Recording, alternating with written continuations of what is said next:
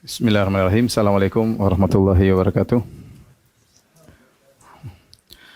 Alhamdulillahi ala ihsanih wa syukru lahu ala taufiqihi wa amtinanih. Wa asyhadu an la ilaha illallah wahdahu la syarika lahu ta'ziman li sya'nih. Wa asyhadu anna Muhammadan abduhu wa rasuluhu da'ala ridwanih. Allahumma salli alaihi wa ala alihi wa ashabihi wa ikhwanih. Para pemirsa yang dirahmati Allah Subhanahu wa taala, insyaallah pada kesempatan kali ini kita akan melanjutkan bahasan kita tentang kisah-kisah para nabi dan rasul.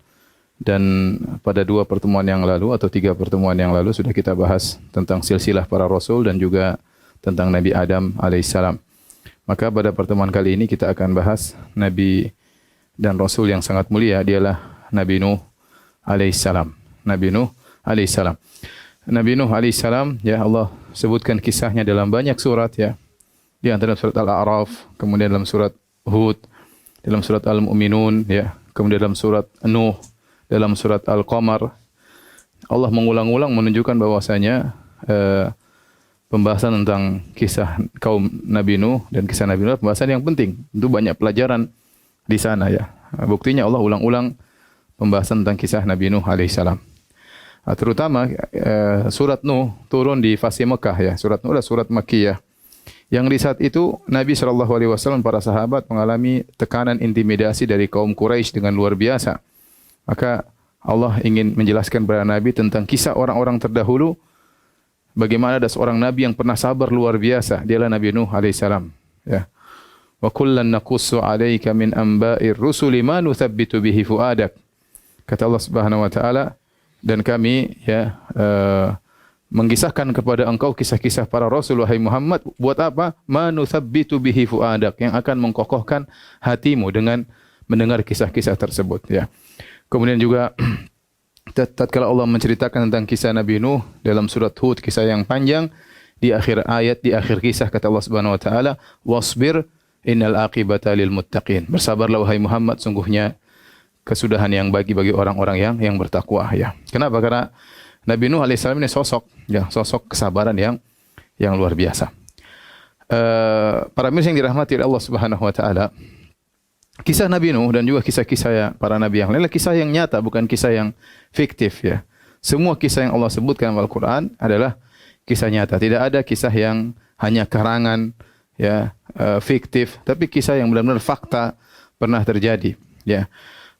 Oleh karenanya Allah mengatakan ya, maka haditha yuftara, ketika Allah menceritakan tentang kisah Nabi Yusuf alaihissalam ya, kata Allah, laqad kana fi qasasihim ibratul liulil albab. Maka haditha yuftara. Sungguh pada kisah mereka ada pelajaran bagi orang-orang yang cerdas, dan itu bukan kisah yang yuftara, kisah yang dibuat-buat. Kenapa ini perlu saya ingatkan? Karena ada sebagian orang liberal di negeri kita yang menganggap bahwasanya kisah-kisah yang dalam Al-Qur'an adalah kisah-kisah yang fiktif, tidak nyata. Dia menyangka Allah hanya menyampaikan kisah-kisah tersebut dalam rangka untuk memberi pelajaran, seperti kisah misalnya kancil dan buaya misalnya, kisah yang tidak pernah ada tetapi hanya dibuat, cerita-cerita yang dibuat-buat yang bisa diambil pelajaran dari kisah-kisah tersebut, sehingga dia meyakini bahwasanya kisah Nabi Nuh alaihissalam yang terjadi itu tidak benar ya. Bahkan dia nyatakan dalam sebagian tulisannya, orang liberal ini ya, dia mengatakan kisah Nabi Nuh, saya tidak setuju bagaimana kemudian Nuh berdakwah, kemudian kaumnya tidak menerima, lantas Allah siksa mereka, Allah turunkan banjir yang akhirnya menghabisi mereka. Kenapa dia tidak setuju? Karena kisah-kisah para nabi yang Allah ceritakan dalam Al-Quran benar-benar bertentangan dengan landasan agama mereka. Apa landasan agama orang-orang liberal? Mereka mengatakan semua agama sama. Semua agama mengantarkan kepada surga. Ini yang pertama. Yang kedua, mereka mengatakan kita punya liberal dalam banyak hal. Hurriyah, kebebasan.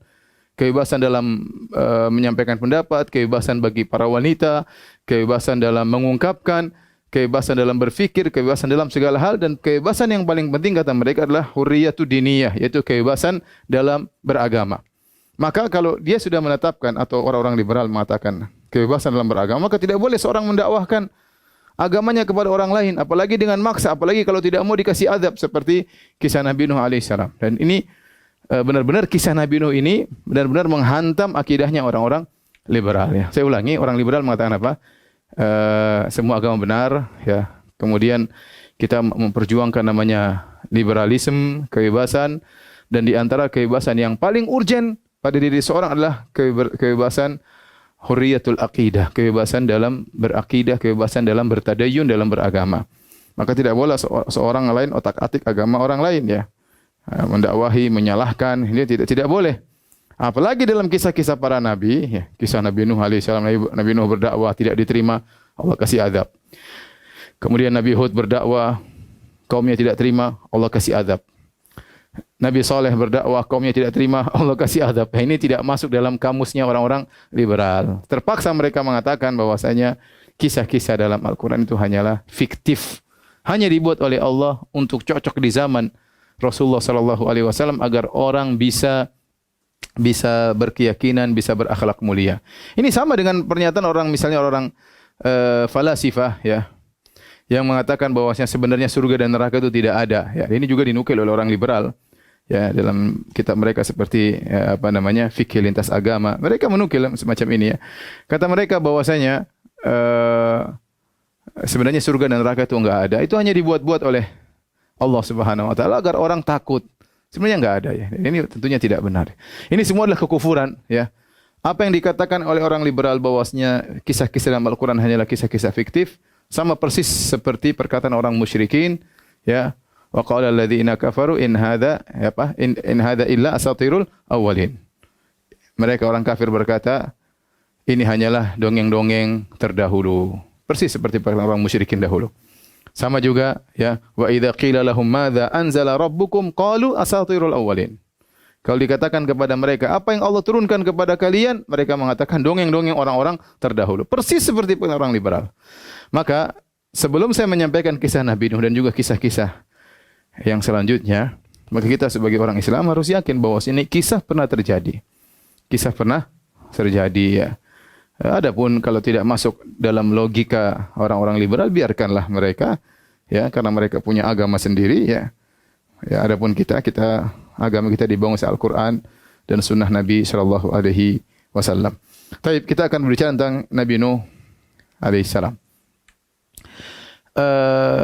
Nabi Nuh alaihissalam antara Nabi Adam dan Nabi Nuh dalam sebagian riwayat dari sahabat seperti Ibnu Abbas dan yang lainnya, baina Adam wa Nuh asyrat qurun. Antara Nabi Adam dan Nabi Nuh ada 10 generasi. 10 generasi berapa tahun kita enggak tahu karena setiap generasi mungkin umurnya panjang. Seperti Nabi Nuh saja umurnya sekitar 1000 tahun kurang lebih. Ya. Berarti generasi dari Adam sampai Nuh. Adam sudah kita bahas pada pertemuan kemarin, wafat pada usia 960 tahun. Nabi Adam alaihissalam dalam hadis yang sahih 960 tahun. Ya, berarti satu generasi bisa sampai 1000 tahun ya. Kalau taruhlah satu generasi 1000 tahun, ya berarti antara Adam sampai Nuh kira-kira 10.000 tahun atau kurang lebih segitu ya. Jadi ini cukup waktu yang panjang ya. Taib. Sebelum kita bercerita tentang bagaimana dakwahnya Nabi Nuh alaihissalam, kita akan sebutkan tentang keistimewaan Nabi Nuh alaihissalam.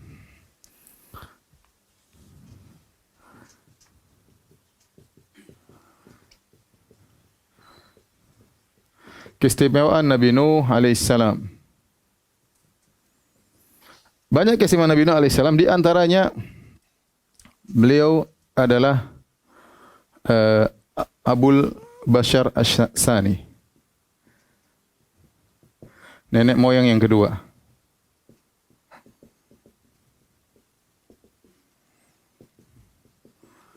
Kemudian di antara keistimewaan Nabi Nuh alaihissalam, umruhu ya haula 1000 sanah. Umur beliau panjang, kurang lebih 1000 tahun. Dan dakwahnya 950 tahun. Dan ini masa yang sangat panjang. Kemudian di antara keistimewaan Nabi Nuh alaihissalam, beliau adalah awalur rusul ila ahlil ard. Rasul yang pertama yang diutus di bumi. Ya. Kemudian di antara keistimewaan Nabi Nuh alaihissalam, Allah menamakan beliau Abdan syakura. Abdan syakura, ya. Kemudian di antaranya beliau adalah ahad ulul azmi minar rusul.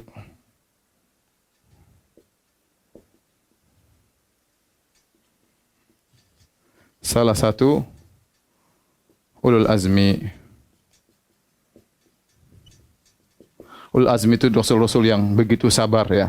Makanya ketika di padang mahsyar para manusia datang kepada Nabi Adam, kemudian kepada ulul azmi minar rusul. Nabi Adam ditolak, kemudian kepada Nabi Nuh.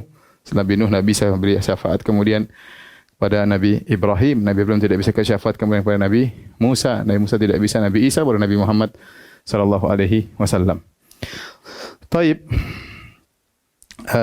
Hadirin pemirsa yang dirahmati Allah Subhanahu wa taala, kita akan bahas yang pertama Abul Bashar Ats-Tsani, nenek moyang yang kedua. Apa maksudnya?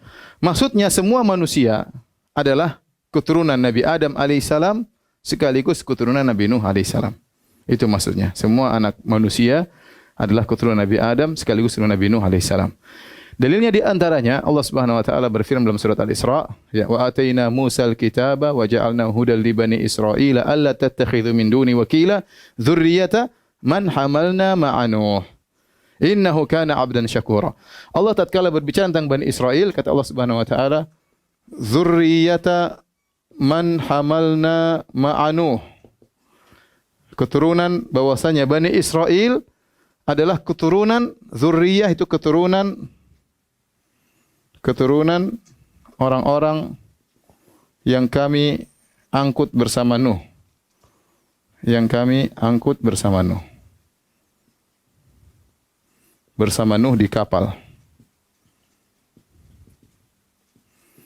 Jadi, bahkan Bani Israel adalah keturunan Nabi Nuh alaihissalam. Keturunan Nabi Nuh alaihissalam. Ya. Jadi Allah mengatakan Bani Israel adalah keturunan Nabi Nuh alaihissalam. Kemudian dalam ayat yang lain, Allah mengatakan wa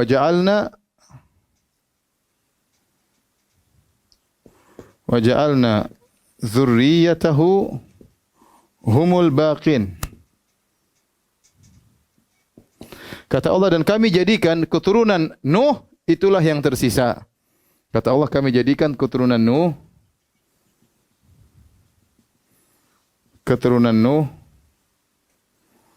alaihissalam yang tersisa. Maksudnya apa para pemirsa yang dirahmati Allah Subhanahu wa taala? Ketika Nabi Nuh alaihissalam diselamatkan oleh Allah di atas perahu, ada khilaf berapa yang bersama Nabi Nuh alaihissalam. Tetapi Allah mengatakan jumlah mereka sangat sedikit. Kata Allah, wa ma amana ma'ahu illa qalil. Tidak ada yang beriman kepada Nabi Nuh kecuali cuma sedikit. Pendapat yang paling banyak di antara banyak pendapat para ulama, yaitu jumlah paling banyak 80 bersama Nabi Nuh. Bersama Nabi Nuh jumlahnya 80. Dan di antara anak-anak Nabi Nuh yang bersama istri-istri mereka, jadi Nabi Nuh bersama anak-anaknya, bersama mantu-mantunya, yaitu anak Nabi Nuh, yaitu Sam, Ham, kemudian Yafith. Sam, Ham, Yafith. Yang dari ketiga anak inilah kemudian keluarlah manusia seluruhnya. Adapun sisa yang 80, kemana mereka? Kata para ulama, mereka meninggal dunia dan tidak punya keturunan. Mereka meninggal dunia tidak punya keturunan. Keturunan yang bertahan cuma dari anak-anaknya Nabi Nuh alaihissalam. Ya. Jadi Nabi Nuh punya anak, ya, yang pertama Ham, kemudian Sam, kemudian Yafith. Ini sudah saya singgung kemarin waktu pembahasan tentang Nabi Adam alaihissalam. Maka seluruh anak-anak manusia kembali kepada tiga orang ini, Ham, Sam, Yafith. Adapun Sam, Abul Arab, katanya orang Arab, Romawi, kembali kepada Sam. Adapun Ham ini suku Kibbut, kemudian Hind, kemudian Sind, ya, semuanya kembali kepada Ham. Nanti termasuk Sudan. Nanti Yafith adalah Cina, Mongol, Turki, Ya'juj, Ma'juj, dari mana? Ya, Yafith. Intinya semua manusia. Indonesia wallahu alam yang mana ya? Wallahu alam. Tapi kelihatannya Yafith ya. Tapi wallahu alam bisawab. Intinya semua manusia keturunan daripada Nabi Nuh alaihissalam. Oleh karenanya kalau kita kembali seperti kita berbicara tentang Nabi Adam alaihissalam, kita ingin tahu tentang nenek moyang kita Nabi Adam alaihissalam, maka kita juga ingin tahu tentang nenek moyang kita kedua Nuh alaihissalam. Jadi kita semua ini keturunan siapa? Nabi Nuh. Kita semua ini keturunan Nabi Nuh alaihissalam. Sekaligus kita semua keturunan Nabi Adam alaihissalam. Makanya Nabi Nuh diberi gelar dengan Abul Bashar Ats-Tsani. Taib. Ini keistimewaan yang pertama. Keistimewaan yang kedua, umurnya Nabi Nuh 1000 tahun, lebih kurang lebih. Ada yang mengatakan beliau ketika diangkat menjadi nabi umurnya 40. Dakwanya 950 tahun. Kemudian meninggal setelah itu berapa tahun? Dia umurnya 1000-an, ya. 40 tahun baru diangkat. Kemudian berdakwah 950 tahun, kemudian meninggal berapa tahun? Sekitar 1000-an. Ada yang mengatakan waktu diangkat jadi nabi umurnya 300. Kemudian berdakwah 950 tahun, kemudian berapa tahun lagi baru meninggal, totalnya sekitar 1500 tahun. Allah alam bisawab, intinya umur beliau sangat panjang. Allah hanya mengatakan, laqad arsalna Nuhan ila qaumihi falabitha fihim alfa sanatin illa khamsina aman fa akhadhahumut tufanu wa hum zalimun. Kata Allah Subhanahu wa taala, wa laqad arsalna Nuhan ila qaumi falabitha fihim alfa sanatin illa khamsina aman. Yaitu Nabi Nuh berdakwah 950 tahun. Masya Allah. 950 tahun. Jadi umurnya sangat panjang. 950 tahun, yang beriman berapa orang?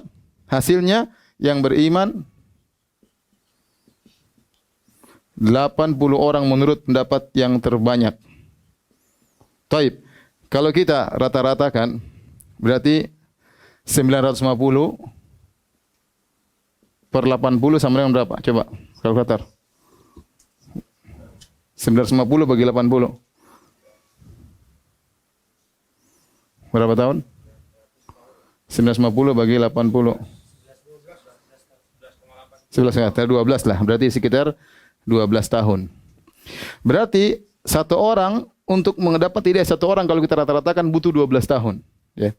Jadi antum bisa bayangkan bagaimana sabarnya Nabi Nuh alaihissalam. Jadi mau dakwah 12 tahun cuma satu orang yang dapat hidayah. Kita baru 3 kali pertemuan nggak dapat hidayah, selamat jalan ya.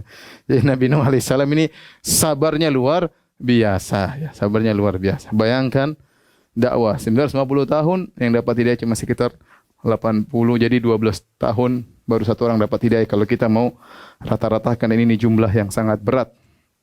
Ya, 12 tahun cuma satu orang dapat hidayah ya. Baik. Kemudian di antara keistimewaan Nabi Nuh alaihissalam, dia adalah rasul yang pertama. Dan ini datang dalam hadis tentang syafaat ketika pada hari kiamat kelak di padang mahsyar orang-orang pada mendatangi Nabi Adam alaihissalam untuk minta syafaat. Maka Nabi Adam alaihissalam menolak. Nabi Adam alaihissalam mengatakan, "Idhabu ila Nuh." Pergilah kalian kepada Nabi Nuh. Maka orang-orang pun datang kepada Nabi Nuh alaihissalam. Mereka berkata, "Ya Nuh, anta awwalur rusuli ila ahlil ard." Ya, kata mereka, "Ya Nuh, anta awwalur rusuli ila ahlil ard." Engkau adalah rasul yang pertama kepada manusia. Ya, rasul yang pertama. Dari sini khilaf ya. Apakah Idris alaihissalam sebelum Nuh atau setelah Nuh? Ada khilaf di kalangan para ahli sejarah ya. Khilaf ya. Khilaf mana yang lebih dulu?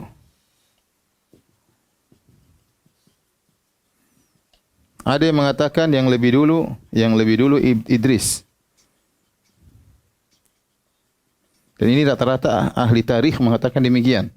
Ada yang mengatakan yang lebih dulu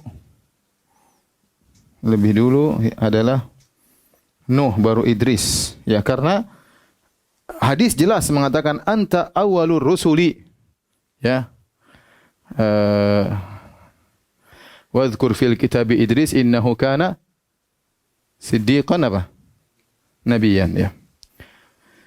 Kemudian Yang mana lebih dulu, Idris atau Nuh? Wallahu a'lam bishawab, ya. Apakah Idris dulu atau Nuh lebih dahulu? Yang jelas ayat atau hadis menyatakan Nuh adalah rasul yang pertama. Dan kemudian Nuh bukan keturunan Idris. Nuh bukan keturunan apa? Idris, ya. Seandainya Idris pun lebih dahulu sebelum Nuh, maka dia bukan dari Nuh, bukan dari keturunan Idris, ya. Dalilnya apa? Dalilnya disebut oleh Ibn al-Arabi dalam kitabnya Ahkamul Quran, ya. Dia mengatakan bahwasanya Nuh adalah rasul yang pertama. Pertama dalilnya adalah hadis ini. Yang kedua, ketika Nabi SAW Isra Mi'raj, waktu Nabi ketemu Nabi Adam, Nabi Muhammad SAW ketemu Nabi Adam, maka Nabi Adam mengatakan marhaban bin Nabi Saleh wal Ibni Saleh. Kata Adam alaihissalam, selamat datang kepada Nabi yang saleh dan kepada anakku yang saleh. Kepada anakku yang saleh. Demikian juga ketika Nabi Muhammad SAW ketemu dengan Nabi Ibrahim. Maka Nabi Ibrahim berkata, marhaban bin Nabi Saleh wali bin Saleh. Selamat datang kepada Nabi yang saleh dan kepada anakku yang saleh. Kenapa? Karena Nabi Muhammad SAW keturunan Nabi Ibrahim dan juga Nabi Muhammad keturunan Nabi Adam alaihissalam. Makanya Adam dan Ibrahim alaihi wassalam ketika memanggil Nabi, dia mengatakan marhaban bibni saleh. Selamat datang kepada anak yang saleh. Karena Nabi Muhammad keturunan mereka. Tetapi ketika Nabi SAW ketemu dengan Nabi Idris, Isra Mi'raj di langit sana, Nabi Idris hanya berkata sebagaimana nabi-nabi yang lain. Nabi Muhammad ketemu Nabi Musa, ketemu dengan Nabi Isa, ketemu dengan Nabi Yusuf. Semuanya mengatakan marhaban bil akhis saleh. Selamat datang kepada saudaraku yang saleh. Karena mereka bersaudara. Mereka tidak mengatakan selamat datang kepada anak. Faham? Beda ketika Adam dan Ibrahim. Selamat datang kepada anak. Karena Muhammad SAW keturunan Adam dan keturunan Ibrahim. Nah, ketika Nabi ketemu Nabi Idris di Isra Mi'raj, maka Nabi Idris berkata, marhaban bin Nabi Saleh wa bibni Saleh, bil akhi Saleh. Selamat datang kepada Nabi yang saleh dan kepada saudara yang saleh. Ini dalil bahwasanya Nabi Muhammad bukan keturunan Nabi Idris. Seandainya Nabi Muhammad keturunan Nabi Idris, maka Nabi Idris akan berkata selamat datang kepada anak yang saleh. Intinya, wallahu a'lam bishawab, pendapat yang lebih kuat, yang lebih dahulu adalah Nabi Nuh, atau Nabi Nuh yang jelas adalah rasul yang pertama, rasul yang pertama. Taib. Di antara keistimewaan Nabi Nuh alaihissalam, Allah Subhanahu wa taala menamakannya dengan abdan syakura, ya. Seperti tadi kita sebut dalam surat Al-Isra, wa ataina Musal kitaba wa ja'alna hudal li bani Israila alla tattakhidhu min duni wakila dzurriyyata man hamalna ma'a Nuh innahu kana 'abdan syakura. Sungguhnya Nuh adalah hamba yang paling sangat bersyukur. Nuh adalah hamba yang sangat bersyukur. Hamba yang sangat pandai bersyukur. Timbul pertanyaan para pemirsa yang dirahmati oleh Allah Subhanahu wa taala. Nuh alaihissalam dijadikan kisahnya oleh Allah sebagai contoh sabar, bukan contoh bersyukur. Kalau bersyukur mungkin kisah Nabi Sulaiman alaihissalam, Nabi Daud alaihissalam, nabi-nabi yang kaya-kaya, ya. Sementara Allah ketika membawakan kisah Nabi Nuh kepada Nabi Muhammad SAW, tujuannya agar apa? Agar Nabi Muhammad bersabar. Makanya di akhir ayat Allah mengatakan, wasbir innal aqibata lil muttaqin. Bersabarlah engkau Muhammad sebagaimana sabarnya Nabi Nuh. Ya, innal aqibata lil muttaqin. Ya, sungguhnya kesudahan yang baik bagi orang-orang yang bertakwa. Timbul pertanyaan, kenapa tidak dikatakan hamba yang bersabar? Kenapa Allah tidak mengatakan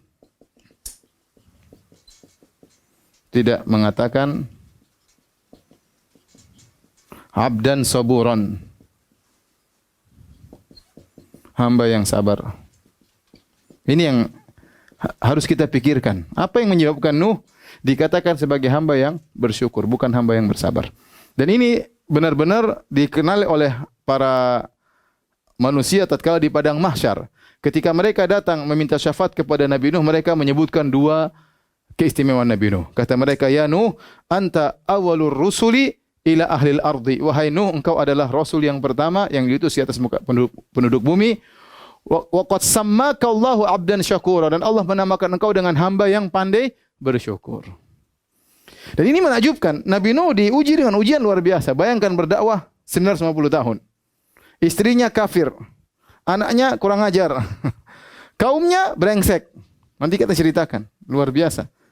Harusnya dia contoh yang bersabar, tapi ternyata dia contoh yang bersyukur. Kenapa? Kata para ulama, dalam ujian yang begitu berat, dia masih pandai bersyukur.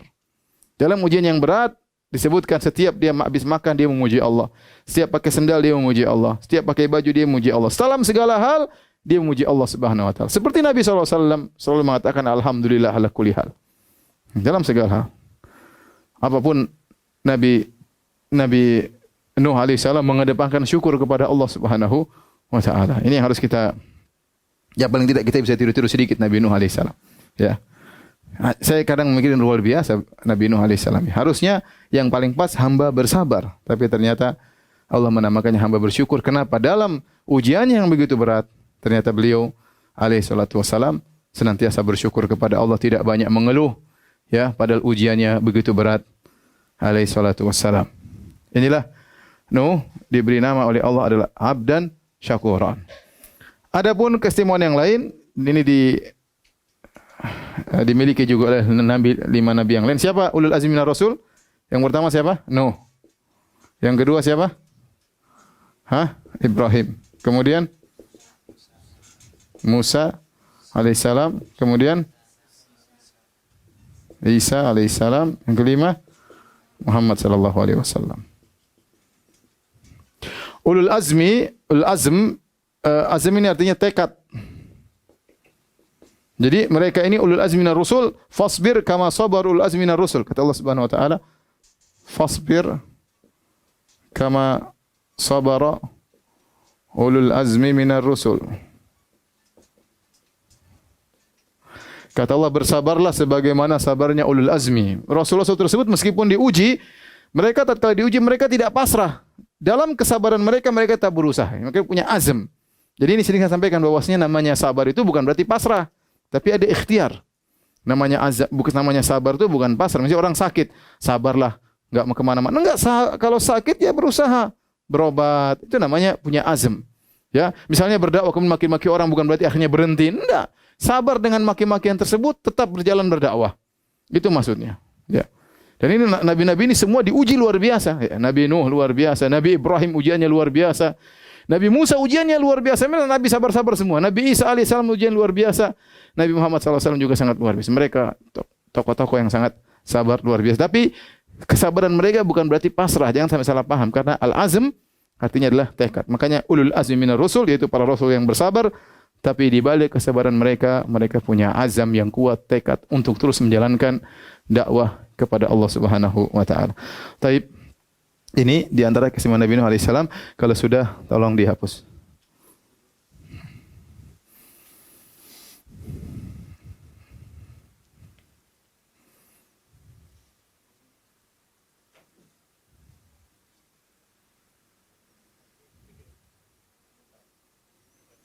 Sebentar.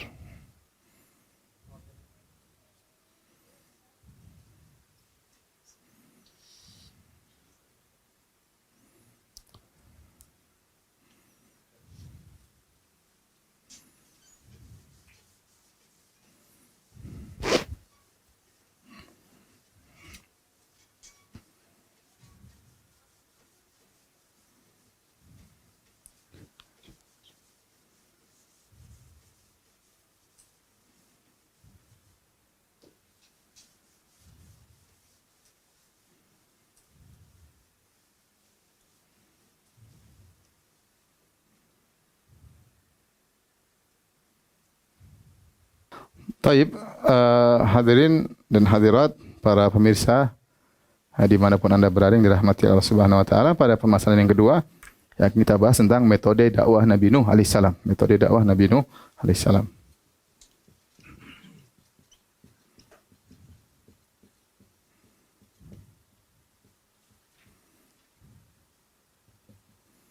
Jadi para ulama mengatakan bahwasanya contoh Nabi yang sangat bersabar dalam dakwah Nabi Nuh alaihissalam.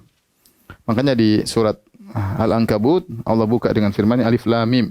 Ahasiban nasu ayyutraku ayyaqulu amanna wa hum la yuftanun wa laqad fatana alladziina min qablihim fala ya'lamanna Allahu alladziina shadaqu wa la ya'lamanna al-kadzibin.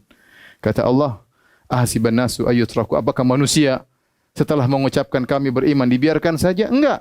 Pasti akan diuji. Enggak mungkin orang mengatakan saya beriman, berikrar saya beriman terus tidak diuji. Enggak. Itu bukan sunnatullah. Sunnatullah adalah menguji orang yang mengaku beriman. Ya, karena memang manusia diciptakan untuk diuji. Diuji dengan ketakutan, diuji dengan macam-macam. Di antaranya ujian dalam dakwah. Jadi setelah Allah mengatakan di awal surah Al-Ankabut, ahasiban nasu ayyutraku ayyaqulu amanna wa hum la yuftanun, apakah manusia menyangka dibiarkan mengucapkan kami beriman dan tidak diuji? Sungguh kami telah menguji orang-orang sebelum mereka. Fala ya'lamannallahu alladhina shadaqu, agar Allah tahu mana di antara mereka yang imannya benar, wala ya'lamannal kadzibin, agar Allah tahu mana yang dusta di antara mereka. Setelah itu Allah lanjutkan sampai pada sekitar ayat 14, Allah sebutkan kisah Nabi Nuh. Ya. Walaqad arsalna Nuhan ila qaumihi falabitha fihim alfa sanatin illa khamsina aman fa akhadhahum at-tufanu wa hum zalimun. Kata Allah, maka kami utus Nuh kepada kaumnya dan dia berdakwah kepada kaumnya 950 tahun. 950 tahun. Ya. Jadi di antara ujian, kita tahu ujian banyak ya, ujian banyak. Allah berikan ujian dengan berbagai macam ujian. Di antaranya ujian dakwah. Dan di antara contoh orang diuji dalam dakwah adalah Nabi Nuh alaihissalam. Jadi kita bilang tadi, coba dia dakwah 950 tahun, yang dapat hidayah cuma berapa? 80 orang. Kata Allah, wa ma amana ma'ahu illa qalil. Tidak ada yang beriman kecuali cuma sedikit. Nah, kita ingin menjelaskan apa sih metode dakwah Nabi Nuh alaihissalam. Ya, Allah sebutkan dalam Al-Quran beberapa metode. Pertama, ya Nabi Nuh alaihissalam memberi peringatan.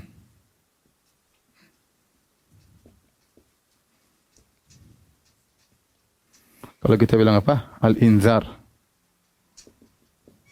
Kemudian di antaranya memberi motivasi. Targhib. Ini tarhib. Targhib. Motivasi. Kemudian di antaranya dakwah siang dan malam.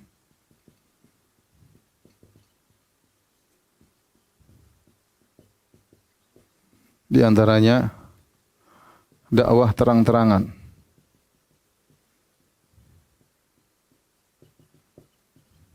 Di antaranya kemudian dakwah ya sir, diam-diam. Ya. Di antaranya fokus pada dakwah tauhid.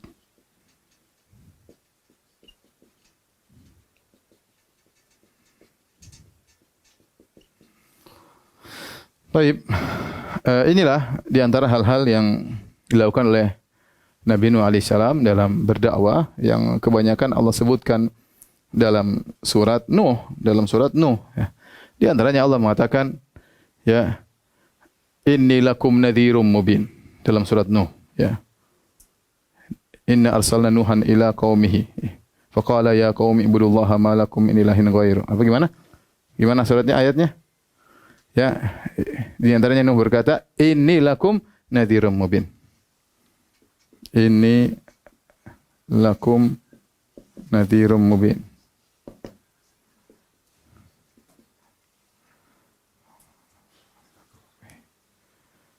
Inna arsalna Nuhan ila qaumi an anzir qaumaka min qabli ayatiyahum adzabun alim. Qala ya qaumi inni lakum nadhirum mubin. Ya. Ya kaumku, sungguhnya aku adalah memberi peringatan. Memberi peringatan yang nyata, yang jelas. Beri peringatan, ya. Apa? Kalau kalian tidak beriman, akan turun azab yang pedih. Ya.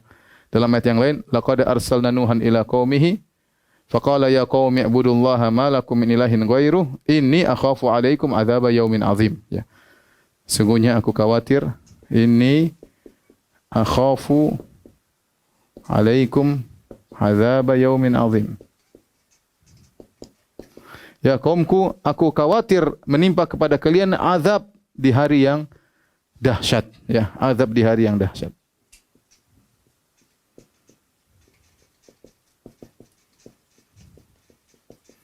Ini namanya memberi peringatan, ya.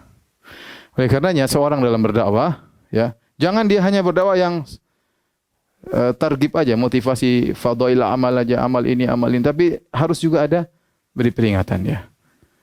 Ini haram ya. Jangan juga cuma haram-haram doang. Ini haram. Tidak ada motivasi tentang pahala-pahala fadil amal. Maka digabungkan antara keduanya. Nabi Nuh alaihissalam menggabungkan keduanya. Beliau memberi inzar, beliau juga memberi motivasi, ya.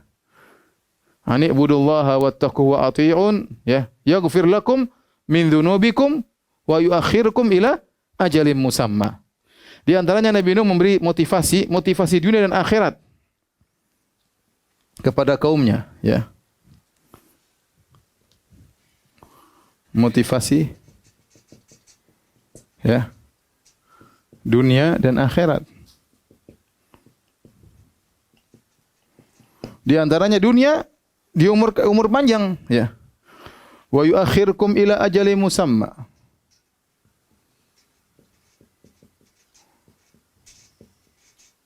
Itu ditunda, dipanjangkan umur maksudnya.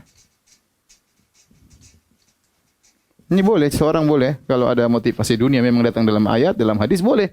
Seperti kata Nabi sallallahu alaihi wasallam, "Man ahabba an yubsata lahu fi rizqihi wa yunsa lahu fi athari falyasil rahimah." Barang siapa yang ingin dilapangkan rezekinya, ingin dipanjangkan umurnya, sambung silaturahmi. Itu motivasi dunia atau akhirat? Dunia. Kalau akhirat banyak silaturahmi, pahalanya banyak sebab masuk surga dalam surat Ar-Ra'd. Jadi kalau ada motivasi dunia tidak apa-apa. Nabi Nuh alaihissalam menyampaikan, kalau kalian beriman, ditunda kematian kalian, ya. Kalau akhiratnya Allah mengatakan yaghfir lakum min dzunubikum, ya. Yaghfir lakum min dzunubikum, akan diampuni dosa-dosa kalian. Kemudian juga dalam ayat selanjutnya, ya, kata Allah, Nabi Nuh berkata, "Faqultu astaghfiru rabbakum innahu kana ghaffara. Yursilis samaa'a 'alaikum midrara wa yumdidukum bi amwalin wa banin wa yaj'al lakum jannatin wa yaj'al lakum anhara." Ya. Jadi kata Nabi Nuh, di antara motivasi, beristighfarlah kalian kepada Rabb kalian, sungguhnya Rabb kalian Maha Pengampun. Dosa-dosa kalian diampuni. Terus apa? Yursilis samaa'a 'alaikum midrara. Akan diturunkan hujan yang deras.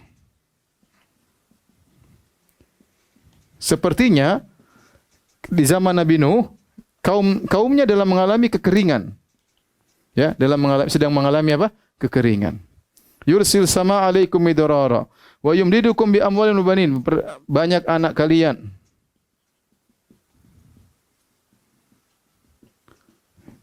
Banyak harta kalian. Yursil wa yumdidukum bi amwalin wa banin, ja'al lakum jannatin wa ja'al lakum anhara. Akan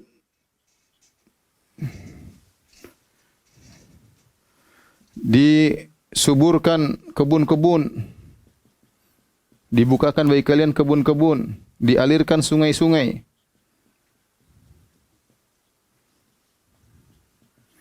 Jadi lihat, Nabi Nuh alaihissalam ketika berdakwah memberi targhib dan tarhib, ya. Targhib motivasi, inzar, tarhib.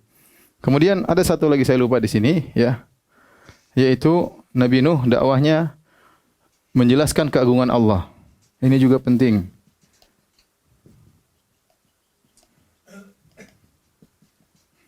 Membuat orang ingat akan keagungan Allah Subhanahu wa taala. Seperti dilanjutkan dalam surat Nuh, kata Nabi Nuh, "Malakum la tarjuna lillahi waqara wa qad khalaqakum atwara. Alam tarau kaifa khalaqallahu sab'a samawatin tibaqa wa ja'ala al-qamara fihinna nura wa ja'ala asy-syamsa siraja. Wallahu anbatakum minal ardi nabata, thumma yu'idukum fiha wa yukhrijukum ikhraja. Wallahu ja'ala lakumul arda bisata litasluku minha subulan fijaja." Apa artinya? Kenapa malakum la tarjuna lillahi waqara? Kenapa kalian tidak mengagungkan Allah wahai kaumku? Laqad khalaqakum atwara. Allah telah menciptakan kalian dengan tahapan-tahapan, ya. Dari air mani jadi manusia, dari anak kecil sampai besar, ya. Laqad khalaqakum atwara. Alam taru kaifa khalaqallahu sab'a samawatin tibaqa. Tidak kalian lihat bagaimana Allah menciptakan langit dengan bertingkat-tingkat? Wa ja'alal qamara fihinna nura. Bukankah Allah telah menjadikan rembulan di langit tersebut bercahaya? Wa ja'ala syamsa siraja. Dan Allah menjadikan matahari bersinar. Wallahu ambatakum minal ardi nabata. Allah telah menumbuhkan kalian dari bumi. Thumma yu'idukum fiha wa yukhrijukum ikhraja. Allah akan bangkitkan kalian lagi nanti dari bumi. Ya. Wallahu ambatakum minal ardi nabata. Allah telah tumbuhkan bagi kalian tumbuh-tumbuhan. Ya.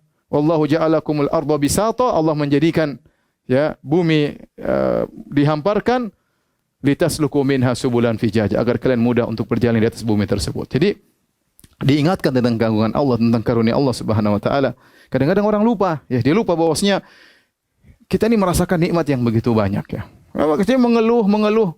Kalau dia merasakan nikmat yang banyak dari Allah, dia akan semangat beribadah, jadi hamba yang bersyukur. Tapi kalau dia lupa dengan nikmat Allah, maka dia tidak pandai bersyukur. Makanya di antara syarat syukur harus tahu itu nikmat atau bukan. Kalau kita tidak sadar itu nikmat, kita tidak bersyukur. Contoh nikmat keamanan. Orang tidak bersyukur dengan nikmat keamanan karena mereka tidak tahu aman itu nikmat contohnya. Kalau mereka tahu aman itu nikmat, mereka akan bersyukur kepada Allah tentang nikmat tersebut ya.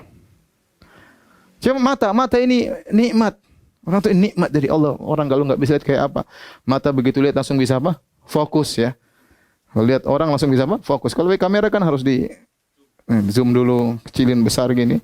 Kalau lihat apalagi monador langsung syik. Langsung fokus. Jadi subhanallah nikmat luar biasa ya. Jadi kalau mata sakit coba nikmat. Ini kacamata aja harganya berapa? Saya nggak mau kasih tahu tapi ini mahal. Subhanallah. Orang ada antum yang pakai kacamata nikmat luar biasa ya. Jadi perlu diingatkan itu metode Nabi Nuh, bukankah Allah yang telah begini, Allah yang telah begini, Allah yang telah begini, agar mereka sadar kepada Allah Subhanahu wa taala. Kemudian di antara dakwah Nabi Nuh alaihissalam dakwah siang dan malam ya. Kata Nabi Nuh, "Inni da'autu qaumi laila wa nahara." Inni da'autu qaumi lailan wa nahara. Ya Allah, aku mendakwahi kaumku malam dan siang. Kenapa? Sebenarnya mengatakan kenapa didahulukan malam daripada siang? Karena di zaman itu benar-benar orang bekerja di siang hari. Nabi Nuh tidak ingin mengganggu mereka terlalu banyak di siang hari. Mereka lagi fokus bekerja. Tapi di malam hari, sore, maghrib, Nabi Nuh datang dakwahi mereka. Mereka lagi santai didakwahi oleh Nabi Nuh alaihissalam. Ini dalil bahwasanya orang juga melihat kondisi. Ya artinya boleh dakwah malam, siang, tapi lihat kondisi mana yang pas buat mad'uin, buat audiens. Ya. Tapi intinya Nabi Nuh dakwanya siang dan malam. Siang dakwah, malam dakwah. Subhanallah. Berapa tahun? 950 tahun. Ya kita cuma dakwah pada maghrib. Itu pun banyak mengeluh. Ini siang dan malam. Bukan setahun, 2 tahun. 950 tahun. Ya Allah, ada makhluk namanya Nuh alaihissalam. Luar biasa kesabarannya. Inni da'autu qaumi laila wa nahara. Aku dakwahi kaumku siang dan malam ya Allah. Falam yazidhum du'ai illa firara. Tidaklah aku berdakwah kecuali semakin mereka kabur. Masya Allah. Luar biasa ya. Jadi seorang berdakwah jangan putus asa, semangat. Apapun yang terjadi jangan segera putus asa. Kita ini tugasnya berdakwah. Dia dapat hidayah enggak hidayah bukan urusan. Tugas Anda punya ilmu berdakwah. Allah yang kasih hidayah. Kalau Allah enggak kasih hidayah, kita tetap dapat pahala. Bukan berarti kalau enggak ada yang dengar, berarti kita enggak dapat pahala. Kita berharap sih orang dapat hidayah, kita pahala bertambah. Tapi kalau dia tidak dapat hidayah, kita tidak akan dicela oleh Allah Subhanahu wa taala. Yang penting Anda menyampaikan dengan semangat, dengan benar. Makanya Nabi Muhammad SAW mengatakan pada Isra Mi'raj, "Wan nabiyya wa ma'ahu rajul wa rajulan." Ada seorang nabi, pengikutnya cuma 2, ada pengikut nabi, pengikut cuma 1. Wan nabiyya wa laysa ma'ahu ahad, dan ada nabi sendirian, enggak ada pengikutnya. Nabi enggak ada pengikutnya. Itu ustaz aja banyak pengikutnya. Ini nabi enggak ada pengikutnya. Masya Allah. Gimana sabar nabi tersebut. Tapi sudah azan, insyaallah kita dengar azan terlebih dahulu baru kita lanjutkan.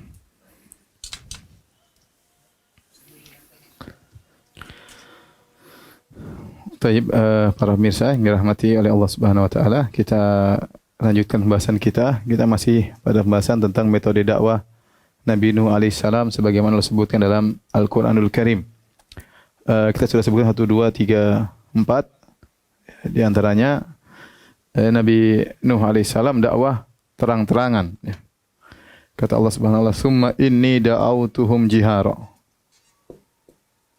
Inni da'autuhum jihara. Dakwah diam-diam. Summa inni a'lantu lahum wa asrartum lahu israra. A'lantu lahum wa asrartu lahum israra.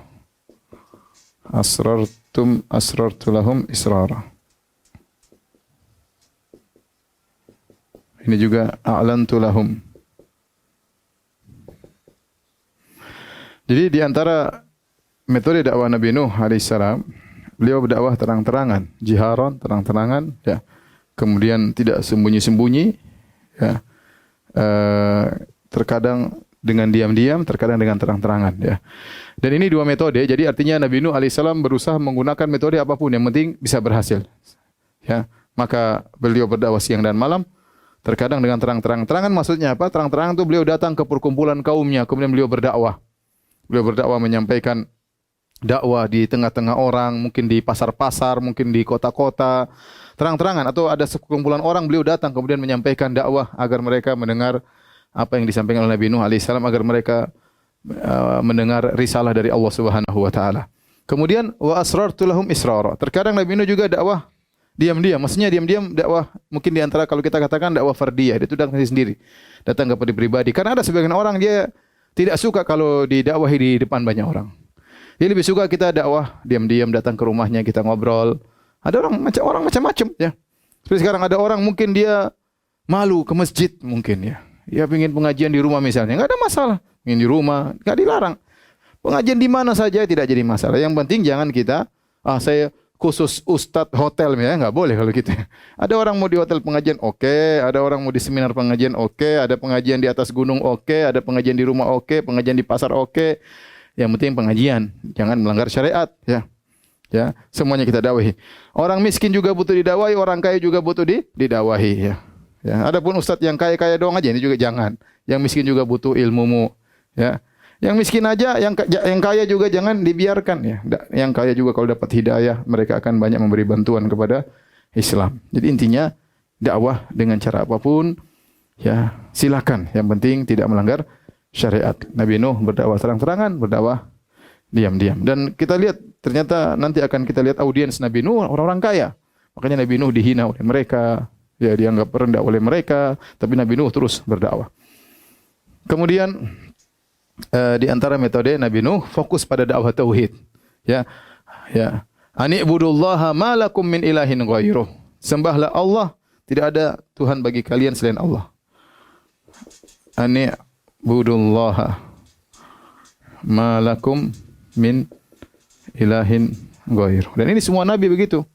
Sembahlah Allah, tidak ada sembahan selain kalian. Walaqad ba'atsna fi kulli ummatin rasulan an i'budullaha wajtanibut taghut. Sungguh kami telah mengutus kepada setiap umat seorang rasul yang semua rasul mengatakan an i'budullaha wajtanibut taghut. Sembahlah Allah dan jauhilah taghut. Ini dakwah Nabi Nuh alaihissalam juga demikian, ya. An i'buduhu wattaqu wa ati'un. Sembahlah kepada Allah, bertakwalah kepada-Nya, taatlah kepadaku. Ya. Bahkan sebagian ulama mengatakan waktu itu ada yang mengatakan Nabi Nuh fokus dakwah tauhid, dia tidak bicara syariat, ya. Dia bicara tauhid. Karena waktu itu tersebar kesyirikan di zaman Nabi Nuh alaihissalam. Oleh karena kita tahu dakwah seluruh nabi, ya, adalah menyuruh kepada itu. Dakwah inti, ya, bukan berarti kita menyepelekan yang lain juga kita sampaikan, tapi semuanya mengarahkan kepada tauhid. Oleh karenanya dakwah Ahlus Sunnah, setiap dai Ahlus Sunnah pasti punya ghirah terhadap tauhid. Dia punya ghirah. Lihat orang kesyirikan pasti enggak suka. Siapapun dia pakar fikih, dia pakar muamalah, dia pakar poligami, pakar pernikahan, fikih nikah. Dia pakar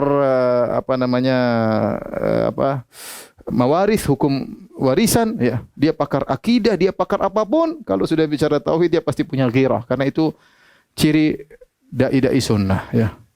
Oleh karenanya kalau ada penyimpangan dalam masalah akidah, siapapun dai sunnah tersebut, dai salafi tersebut, dia pasti jengkel, dia pasti ghirah, dia pasti emosi dan yang lainnya. Ya, kenapa? Karena memang kita berdakwah, ya kita berusaha karena Allah Subhanahu wa taala. Yang kedua, memang kita berusaha untuk menegakkan kalimat tauhid di alam semesta ini. Jadi inilah metode dakwah Nabi Nuh alaihissalam. Insyaallah kita lanjutkan lagi. Insyaallah pada hari Senin, karena besok ada kajian kitab tauhid. Ya, insyaallah kisah Nabi Nuh seri 2 kita akan lanjutkan pada hari Senin. Demikian saja, kepada para pemirsa yang dirahmati Allah Subhanahu wa taala, semoga Allah senantiasa menjaga kita semua dalam kebaikan, dihindarkan dari penyakit-penyakit berbahaya, dan semoga Allah mengampuni dosa-dosa kita, memberikan kita pahala dalam setiap kondisi. Subhanakallah bihamdik asyhadu an la ilaha illa anta astaghfiruka wa atubu ilaik. Assalamualaikum warahmatullahi wabarakatuh. Alhamdulillahi ala ihsani wa syukru lahu ala taufiqihi wa amtinani wa asyhadu an la ilaha illallah wahdahu la syarika lahu ta'ziman li sya'ni wa asyhadu anna Muhammadan abduhu wa rasuluhu da'ila ridwani. Allahumma salli alaihi wa ala alihi wa ashabihi wa ikhwani. Para pemirsa yang dirahmati oleh Allah Subhanahu wa taala dimanapun Anda berada, pada kesempatan kali ini kita akan melanjutkan tentang kisah Nabiullah yang mulia Nabi Nuh alaihissalam. Pada pertemuan yang pertama kita telah menjelaskan tentang bagaimana metode dakwah Nabi Nuh alaihissalam, dan pada pertemuan yang kedua ini kita melanjutkan pembahasan yaitu tentang bagaimana sikap kaum Nabi Nuh terhadap dakwah Nabi Nuh alaihissalam.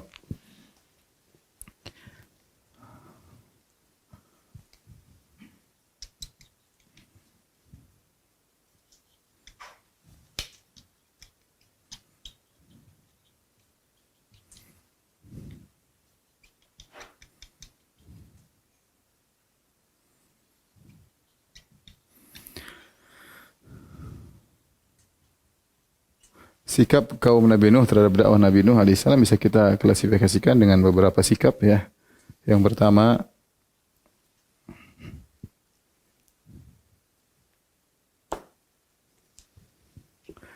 pertama menjauh.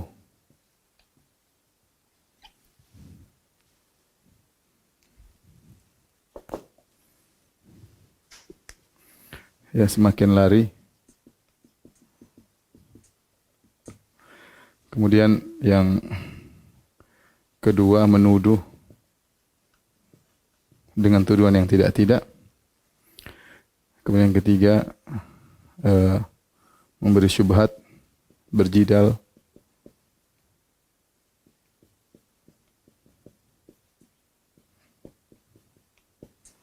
Dan yang keempat membuat makar.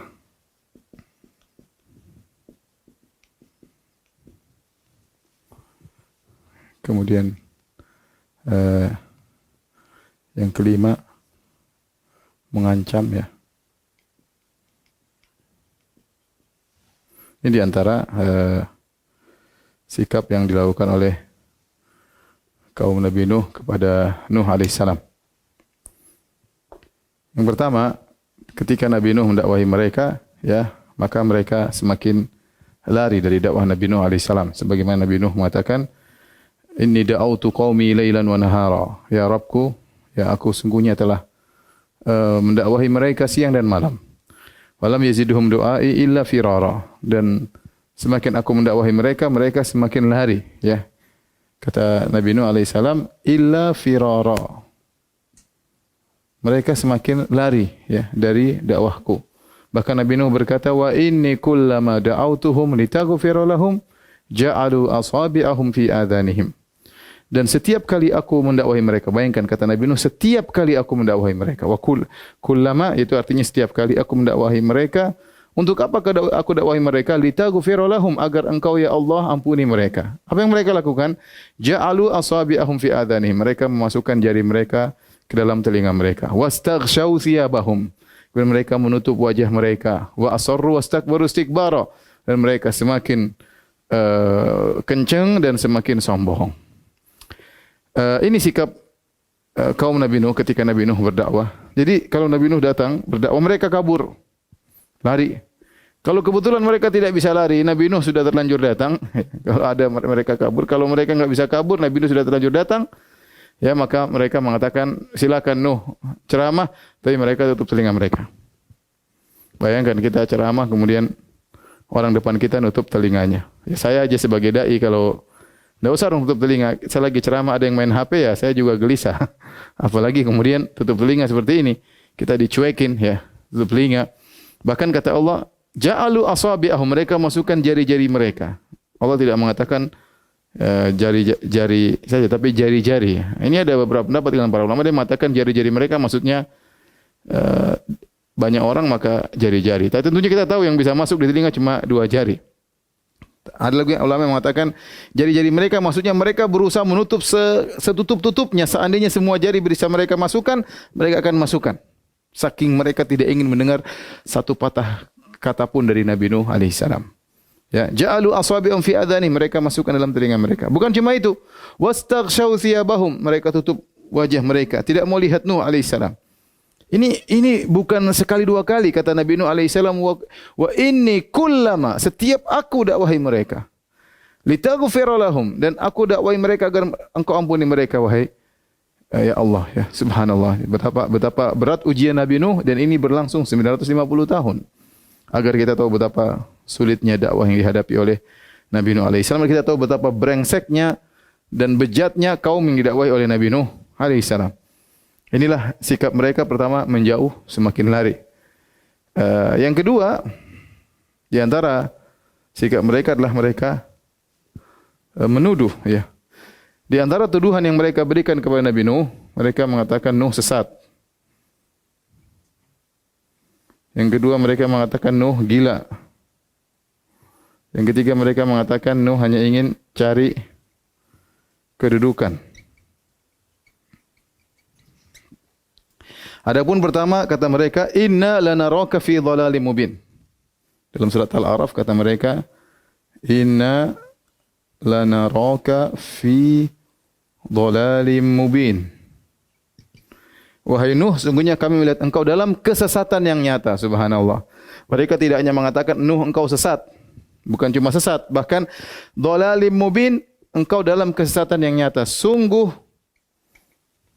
engkau dalam kesesatan yang nyata.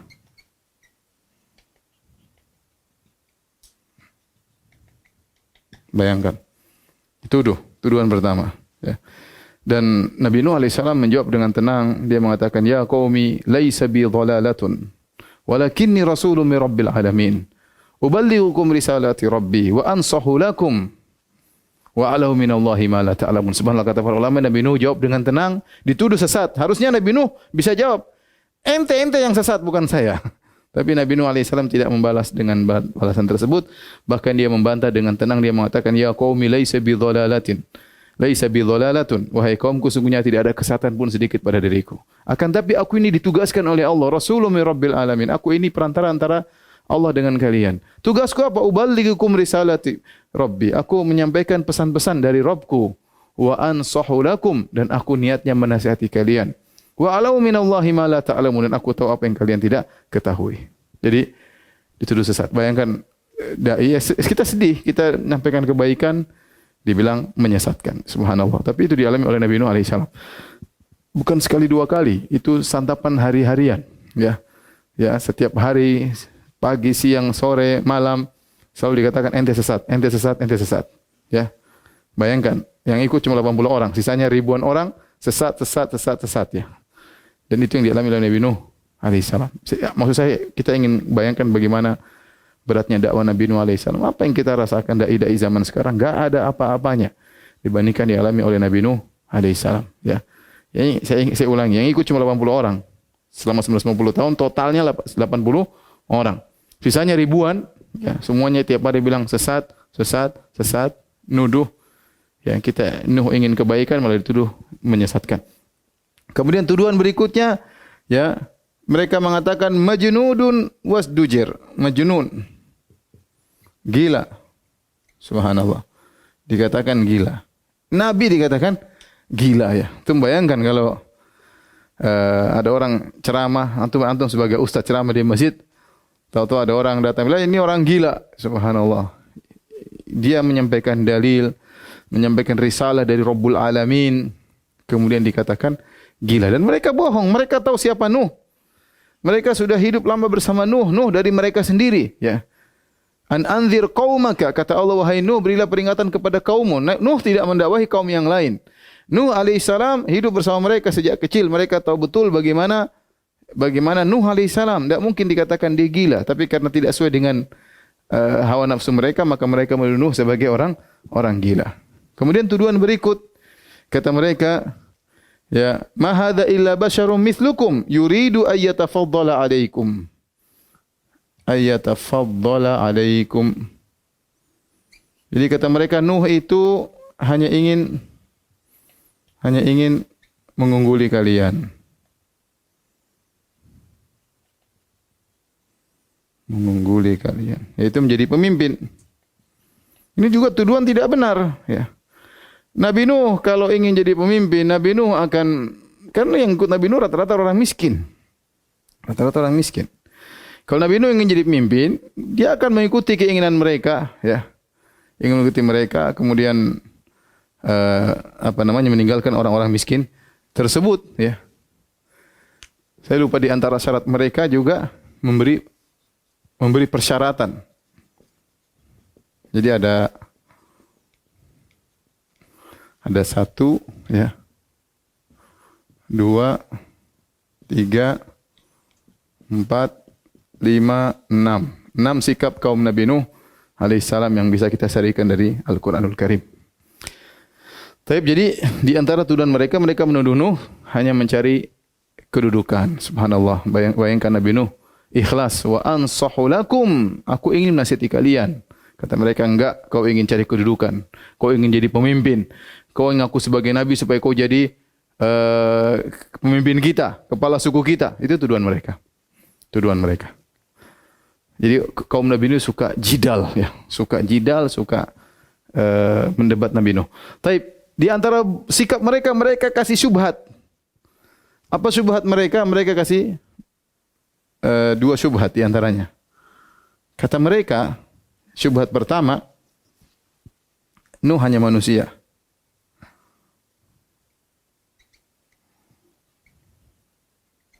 Bagaimana manusia, ya, bisa dapat wahyu dari Tuhan? Harusnya malaikat, ya.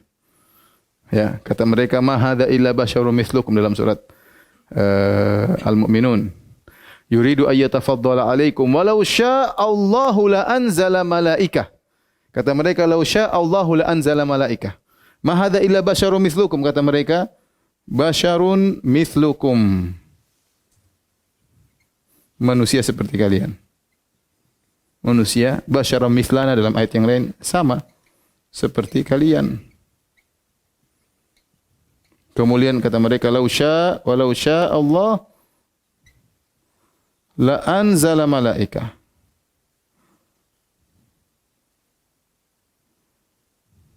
Ma sami'na bi hadza fi abaina al-awwalin. Kata mereka, kalau Allah berkehendak, Allah akan turunkan malaikat, bukan manusia yang jadi apa? Yang jadi rasul. Ya, kita enggak pengin utusan Tuhan seperti kita. Kita maunya malaikat, ya. Subhanallah.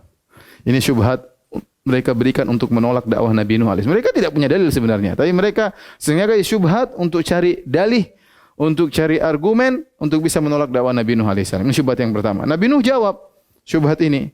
Kata Nabi Nuh alaihissalam, ya, ya qaumi ara'aitum in kuntu ala bayyinatin min rabbi wa atani rahmatan min indih fa ummiyat alaikum anulzimukumuha wa antum laha karihun. Kata Nabi Nuh alaihissalam, wahai kaumku, ya, ya, ara'aitum, bagaimana menurut kalian, ya, kalau aku berada di atas bayyinah, di atas dalil, di atas petunjuk, wa atani rahmatan min indi, dan Allah memberikan aku rahmat dari sisinya. Allah berikan kenabian. Allah berikan kenabian kepadaku. Fa ummiyat alaikum, tetapi kalian dibutakan oleh Allah Subhanahu wa taala, disamarkan. Subhanallah. Jadi kata Nabi Nuh, sebenarnya saya dalilnya banyak, cuma kalian tidak bisa lihat. Kalian dibutakan mata kalian oleh Allah Subhanahu wa taala. Bukti bahwasanya nabi banyak, ya. Tapi kalian hanya cari-cari alasan, ya. Jadi memang saya manusia seperti kalian, bedanya saya dikasih rahmat dari Allah. Ya, kenapa kalian menolak, ya? Jadi Nabi Nuh bantah mereka. Dan sebenarnya kalau utusan dari malaikat, ya, tidak bisa ditiru. Di antara rahmat Allah, Allah menjadikan para rasul dari kalangan manusia agar bisa diteladani. Syubhat yang kedua, kata mereka, pengikut Nuh hanya orang miskin. Pengikut Nuh alaihissalam hanya orang-orang miskin. Hanya orang-orang miskin.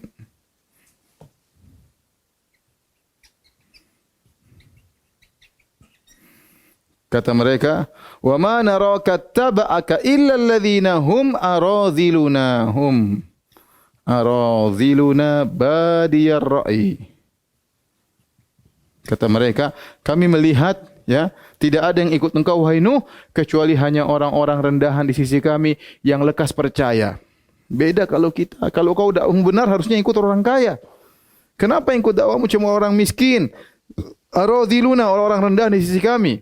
Badiyar ra'yi, kalau dengar kamu langsung terima. Kalau kita enggak, kita orang cerdas, kita timbang dulu, kita mikir dulu. Jadi mereka berdalil bahwasanya dakwah ini salah, dakwah Nabi Nuh itu batil. Kenapa? Karena pengikutnya sedikit dan pengikutnya hanyalah orang-orang miskin. Subhanallah. Ini apakah ini dalil? Ini bukan dalil, ya. Ya, kebenaran mau dipikir lama, dipikir cepat, yang penting suatu kebenaran. Justru orang-orang terpuji kalau bisa langsung menerima tanpa berpikir panjang. Oleh karenanya di antara kemuliaan Abu Bakar radhiyallahu taala as-Siddiq, apa kata Nabi sallallahu alaihi wasallam, "Ma aradtu al-Islam ala ahadin illa kanat lahu kabwah illa Abu Bakar." Kata Nabi sallallahu alaihi wasallam, tidak ada seorang pun yang aku tawarkan Islam kecuali dia pasti ragu-ragu, kecuali Abu Bakar. Ma yatala'tham, Nabi Abu Bakar tidak ragu-ragu, langsung ditawarin Islam langsung beriman. Kenapa? Tidak perlu mikir panjang, suatu yang jelas. Kalau itu matahari di atas, langsung terima, ngapain dipikir-pikir? Dipikir-pikir tuh kalau tidak jelas, ya. Apa yang disampaikan Nuh jelas, ini berhala jangan disembah, Allah Tuhan yang disembah jelas. Terus mereka bilang itu orang miskin terima karena langsung mikir, tidak pikir panjang. Kalau kita orang kaya, kita orang cerdas, kita mikir-mikir panjang. Sebenarnya mereka pikir panjang bukan karena mereka pintar, tapi karena hawa nafsu. Karena kebenaran yang disampaikan oleh Nuh alaihissalam jelas, ya. Ini dibantah oleh Nuh alaihissalam, ya. Dijelaskan oleh Ibnu Katsir rahimahullah dalam tafsirnya bahwasanya apa yang dibawa oleh para anbiya adalah kebenaran yang jelas, tidak perlu pikir panjang untuk menerimanya. Justru orang yang menerima langsung tanpa pikir panjang itu orang yang mulia seperti Abu Bakar As-Siddiq radhiyallahu taala anhu. Makanya Nabi SAW ketika membela Abu Bakar Siddiq, beliau mengatakan, "Amana bi idz kafara biyan nas." Abu Bakar beriman kepadaku tatkala orang-orang kafir kepadaku, kata Nabi SAW. Ya, maka dinamakan dengan As-Siddiq yang selalu membenarkan tanpa pikir panjang. Nabi bilang apa? Langsung diterima oleh Abu Bakar As-Siddiq. Makanya Nabi SAW pernah berkata dalam satu hadis, "Bainama rajulun yamshi bi baqarah idz rakibaha." Ada seorang tiba-tiba dia berjalan dengan sapinya, tiba-tiba dia naik sapinya. Sapinya protes, "Inni lam ukhlaq li hadza, innama khuliqtu lil harth." Sapinya ngomong sama majikannya, "Wahai majikan, saya diciptakan bukan untuk kau tunggangi, saya diciptakan untuk membajak sawah." Maka para sahabat yang hadir waktu itu di masjid mereka berkata, "Abaqara kuntun tatakallam ya Rasulullah, apakah ada sapi bisa bicara?" Kata Nabi SAW, "Fa inni uminu bidzalik wa Abu Bakar wa Umar." Sungguhnya aku beriman dengan ini pernah terjadi, dan Abu Bakar dan Umar, walaysa huma sama, padahal Abu Bakar dan Umar lagi tidak hadir. Artinya apa? Nabi ingin menyampaikan, saya sampaikan apapun pasti Abu Bakar langsung beriman. Ya, dan ini sifat mulia dari Abu Bakar radhiyallahu anhu. Maka inilah dua syubhat yang disampaikan oleh orang kaum Nabi Nuh dan dibantah oleh Nabi Nuh alaihissalam. Taib. Di antara sikap mereka, mereka bikin makar. Kata Allah Subhanahu wa taala, "Wa makaru makran kubbara." Mereka bikin makar yang besar. Ya. Apa makar mereka? Kata Allah, "Wa qalu la tadharunna alihatakum wa la tadharunna wadda wa la suwa'a wa la yaghutha wa ya'uka wa nasra." Mereka mengatakan, jangan sekali-sekali kalian meninggalkan untuk menyembah Wat, Suwa, Yaguth, Ya'uk, Nasra. Ini 5 berhala. Ayo terus, sabar. Jangan dengar Nuh. Tetap ibadahi ya sesembahan-sembahan kalian. Siapakah orang-orang ini? Wat, Suwa, Yaguth, Ya'uk, Nasr. Sudah kita jelaskan dalam pembahasan kitab Tauhid. Intinya ini orang-orang soleh di zaman Nabi Nuh alaihissalam. Sebagaimana penjelasan Ibn Abbas dalam Sahih Al-Bukhari. Haula'i asma'u rijalin salihin min qaumi Nuh. Mereka adalah nama orang soleh dari kaum Nabi Nuh. Tatkala mereka meninggal, dibuatlah patung-patung sebagai untuk kenangan, mengingat kebaikan mereka. Dengan tujuan kalau seorang melihat patung mereka akan termotivasi untuk beribadah kepada Allah Subhanahu wa taala. Akhirnya nusyal ilmu faubidat. Akhirnya mereka pun Akhirnya mereka pun disembah di kemudian hari. Sebentar saya minum dulu.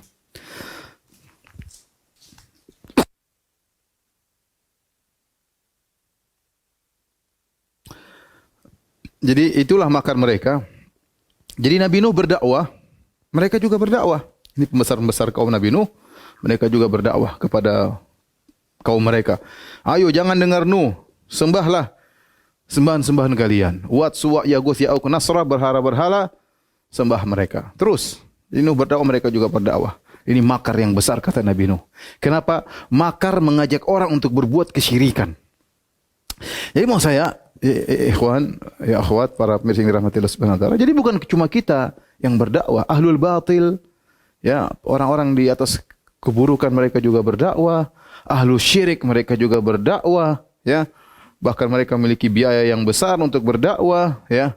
Sebagaimana Allah sebutkan dalam Al-Quran, ayat yang lain, animshu wasbiru ala alihatikum. Mereka berkata, ayo berjalan, sabarlah untuk menyembah Tuhan-Tuhan kalian. Sebagaimana kaum Quraisy berkata tentang Nabi SAW, in kana la yudhilluna an alihatina laula an sabarna alaiha. Hampir-hampir Muhammad menyesatkan kita kalau kita tidak sabar. Kalau bukan kita bersabar menyembah Tuhan-Tuhan kita, kita tersesat oleh Muhammad. Jadi mereka ini berbuat makar. Makarnya apa? Mengajak manusia kepada kesyirikan. Jadi makar besar bagi Nabi Nuh AS. Nabi Nuh mengajak mereka kepada kebaikan, kepada tauhid. Mereka mengajak kepada kesyirikan. Bahkan mereka menyuruh bersabar untuk menyembah berhala-berhala tersebut. Kemudian di antara sikap mereka adalah memberi persyaratan. Memberi persyaratan, apa mereka bilang? Nuh, kalau kau ingin kami beriman, syaratnya ada. Syaratnya agar kami beriman,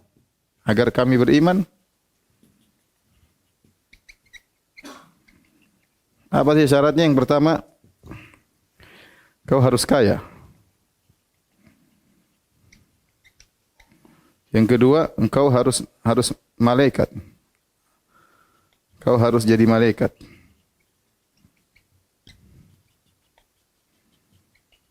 Kemudian 3, kau harus meninggalkan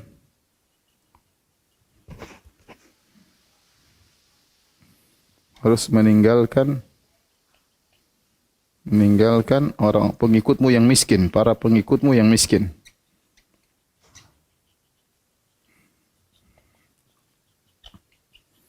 Yang keempat, kau harus tahu ilmu gaib. Subhanallah. Ini sebenarnya syarat-syarat apa ini? Ini syarat-syarat kalau dalam istilah orang Arab namanya syurut ta'jiziyah ya. Syurut ta'jiziyah syarat-syarat yang mustahil. Syarat-syarat mustahil untuk dipenuhi.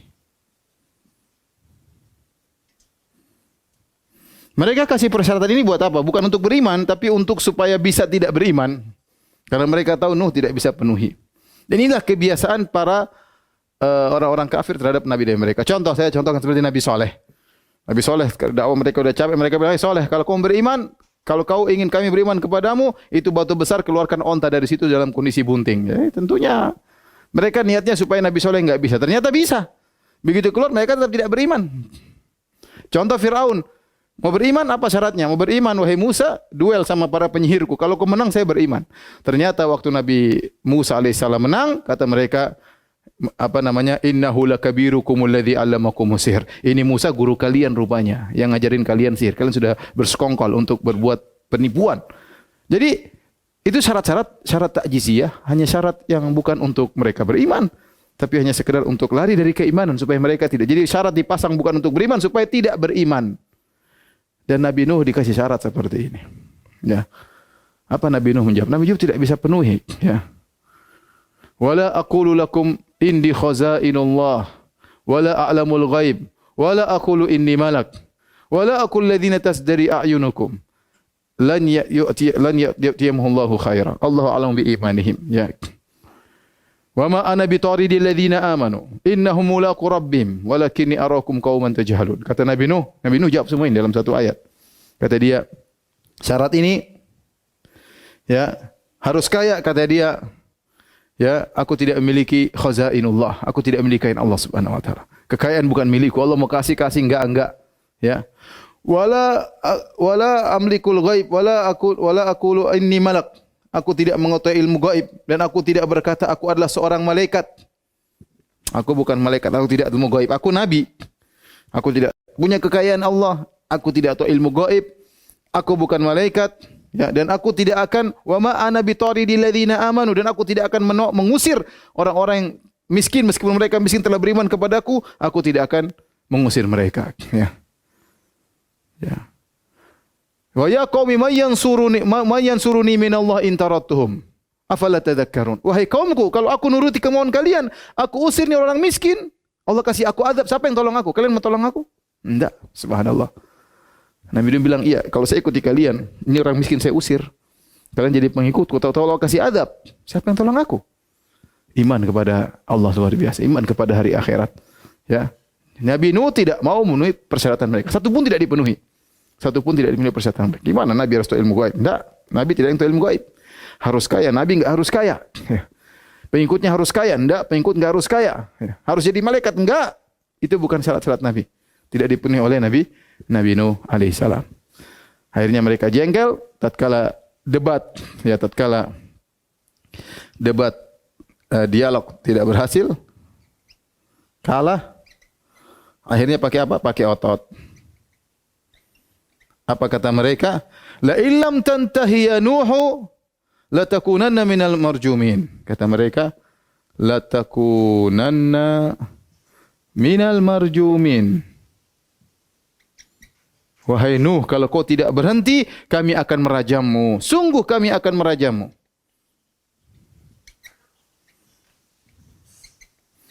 Merajam, melempar dengan batu. Merajammu. Subhanallah. Inilah ya ancaman mereka karena mereka sudah bosan. Mereka bilang, Nuh, udah berhenti Nuh. Ini sudah 950 tahun, capek kami dengar apa? Ceramahmu, ceramah tiap hari siang malam enggak berhenti. Ya, kami udah kabur dikejar terus. Kata mereka, sudahlah, berhentilah kau Nuh. La illam tantahi, kalau kau tidak berhenti, la takunanna minal marjumin. Kami akan melempar kau sampai mati. Apa kata Nabi Nuh alaihissalam? Nabi Nuh diancam, dia apakah berhenti? Tidak, dia tidak berhenti. Dia mengatakan, ya qaumi, in kana kabura alaikum maqami wa tadhkiri bi ayatillah fa 'ala Allahi tawakkaltu fa ajmi'u amrakum wa syurakaakum thumma la yakun amrukum alaikum ghammah thumma qdu ilayya wa la tunzirun. Apa artinya? Kata Nabi Nuh, dia berkata kepada kaumnya setelah diancam, dia mengatakan, wahai kaumku, in kana kabura alaikum maqami, kalau kalian merasa berat aku tinggal bersama kalian karena aku dakwahi kalian terus. Kalian merasa berat aku tinggal bersama kalian. Wa qami wa tadhkiri bi ayatillah, kalian merasa berat aku tiap hari mengingatkan kalian kepada Allah, kalian merasa berat enggak mau dengar. Fa 'ala Allahi tawakkal. Apa yang aku bisa lakukan? Tugasku itu. Nyampaikan ayat, ingatkan kalian, dakwah. Kalau kalian tidak mau, fa 'ala Allahi tawakkal. Hanya bertawakal kepada Allah. Makanya seorang harus bertawakal kepada Allah. Dalam berdakwah juga butuh tawakal. Jangan bersandar kepada kecerdasannya, jangan bersandar kepada retorikanya. Jangan bersandar kepada Allah Subhanahu wa taala. Jangan bersandar kepada teman-temannya, jangan bersandar kepada backingnya, enggak. Bersandar kepada Allah. Fa 'ala Allahi tawakkaltu. Terus apa kata Nabi Nuh? Fa ajmi'u amrakum wa syurakaakum. Kalau gitu, kumpulkan teman-teman kalian. Kalau ingin binasakan aku, ingin merajamku, kumpulkan kalian, kumpul semuanya. Tsumma qdu ilayya wa la tunzirun. Kemudian binasakan aku dan jangan tunda-tunda. Silakan kata Nabi Nuh. Nabi Nuh sudah mau apa lagi? Sudah 90 tahun berdakwah. Akhirnya Nabi Nuh berkata, "Wa najjini wa man ma'iya minal mu'minin." Dia berdoa, ya Allah, selamatkanlah aku dan orang-orang beriman yang bersamaku. Karena kondisi sudah gawat. Ya, kondisi sudah gawat. Inilah ya sikap kaum Nabi Nuh kepada Nuh alaihissalam, ya, yang perlu kita ketahui. Dari sini kita tahu betapa brengseknya kaum Nabi Nuh alaihissalam, betapa berat ujian dihadapi oleh Nabi Nuh alaihissalam. Insyaallah di sini kita lanjutkan, tolong dihapus.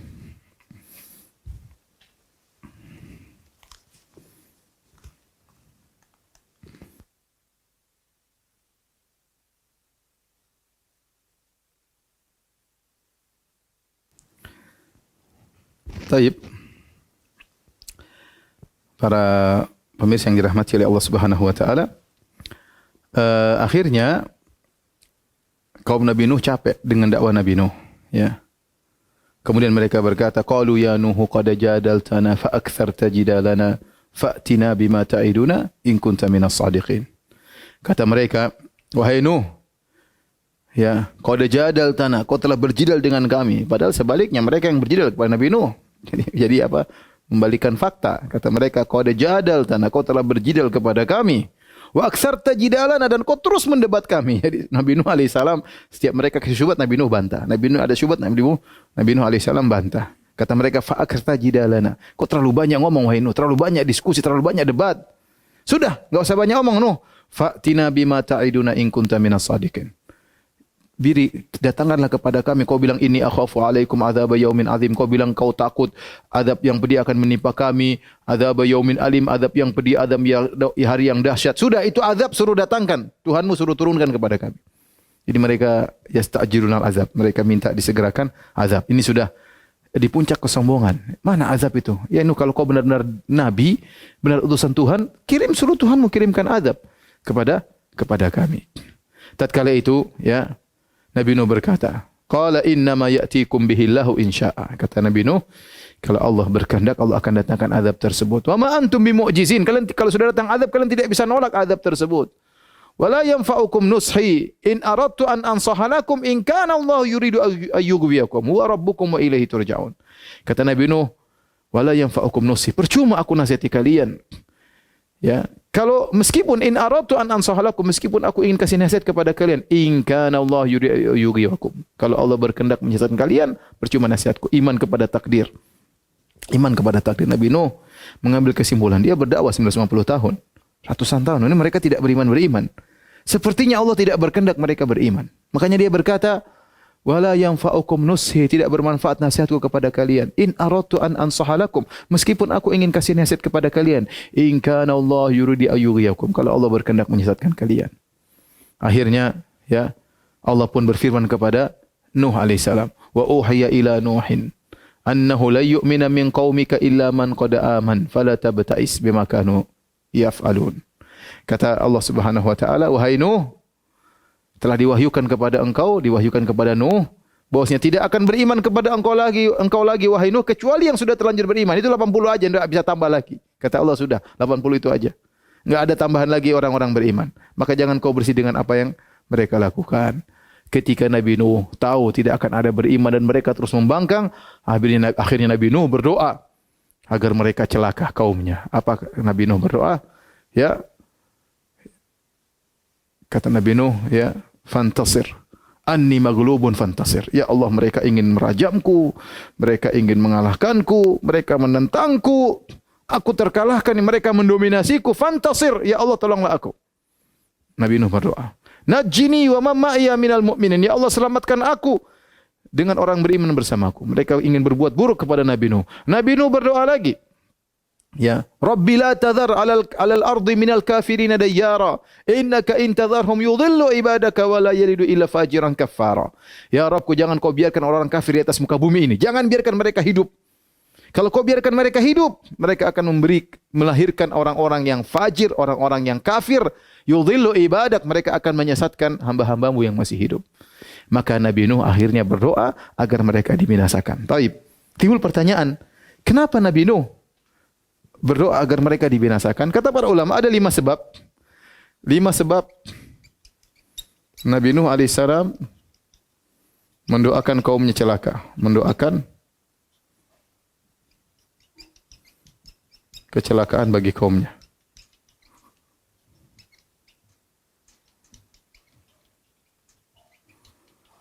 Yang pertama, Allah mengabarkan mereka tidak akan beriman. Mereka tidak akan beriman. Ini yang pertama. Tadi wa uhayya ila Nuhin annahu la yu'mina min qaumika illa man qad aman. Kata Allah, diwahyukan kepada Nuh tidak akan beriman kecuali yang sudah terlanjur beriman, yang belum tidak akan beriman. Yang kedua, ya, atau lebih mungkin 5 sebab atau 6 sebab, ya. 6 sebab lah kita taruhlah. Kita lihat. Yang kedua, mereka ingin merajam Nuh. Merajam Nabi Nuh. Dan ingin membunuh Nabi Nuh dan para pengikutnya. Makanya Nabi Nuh berdoa, wa najjini wa ma ma'iya minal mu'minin. Selamatkan aku dan orang-orang kaum mukminin bersamaku. Kemudian yang ketiga, ya, Nabi Nuh sudah berdakwah lama sekali, 950 tahun. Itu sudah cukup. Sudah cukup ditegakkan hujjah. Sudah sangat cukup, bahkan berlebihan tegakkan hujjah. Kemudian yang keempat, Nabi Nuh khawatir yang beriman bersamanya akan terpengaruh. Beliau akan terpengaruh. Akan terpengaruh dengan orang kafir. Orang kafir ini tidak berhenti debat. Akan terpengaruh. Kemudian yang kelima, Ya. Nabi Nuh melihat anak turunan mereka juga tidak beriman. Makanya Nabi Nuh sallallahu alaihi wasallam waktu berdoa dia berkata, ya wala yalidu illa fajiran kafara. Dan mereka tidak melahirkan kecuali yang fajir dan kafir. Kenapa Nabi Nuh bisa mengatakan demikian? Karena Nabi Nuh melihat ini generasi Nabi Nuh dakwah mungkin di awal-awal pada tahun pertama, tahun kedua dakwah sampai tahun ke-100 ternyata mereka punya anak. Anaknya ini diajak oleh sama bapaknya. Nih, Nuh ini gila ya. Gila. Jadi bapaknya kasih tahu anaknya. Nanti anaknya lagi punya cucu, sama dia bawa cucunya. Bapakku dulu bilang sama saya, ini orang gila. Anaknya bilang lagi sama cucunya, kakek kita dulu bilang ini orang gila. Jadi keturunan semuanya bilang Nuh gila. Nabi Nuh lihat ternyata ini kafir, keturunannya kafir juga. Ini bahaya ya. Yang terakhir ya yaitu Nabi Nuh, kata para ulama, Nabi Nuh alaihissalam ya tidak kuat melihat kesyirikan terus merajalela.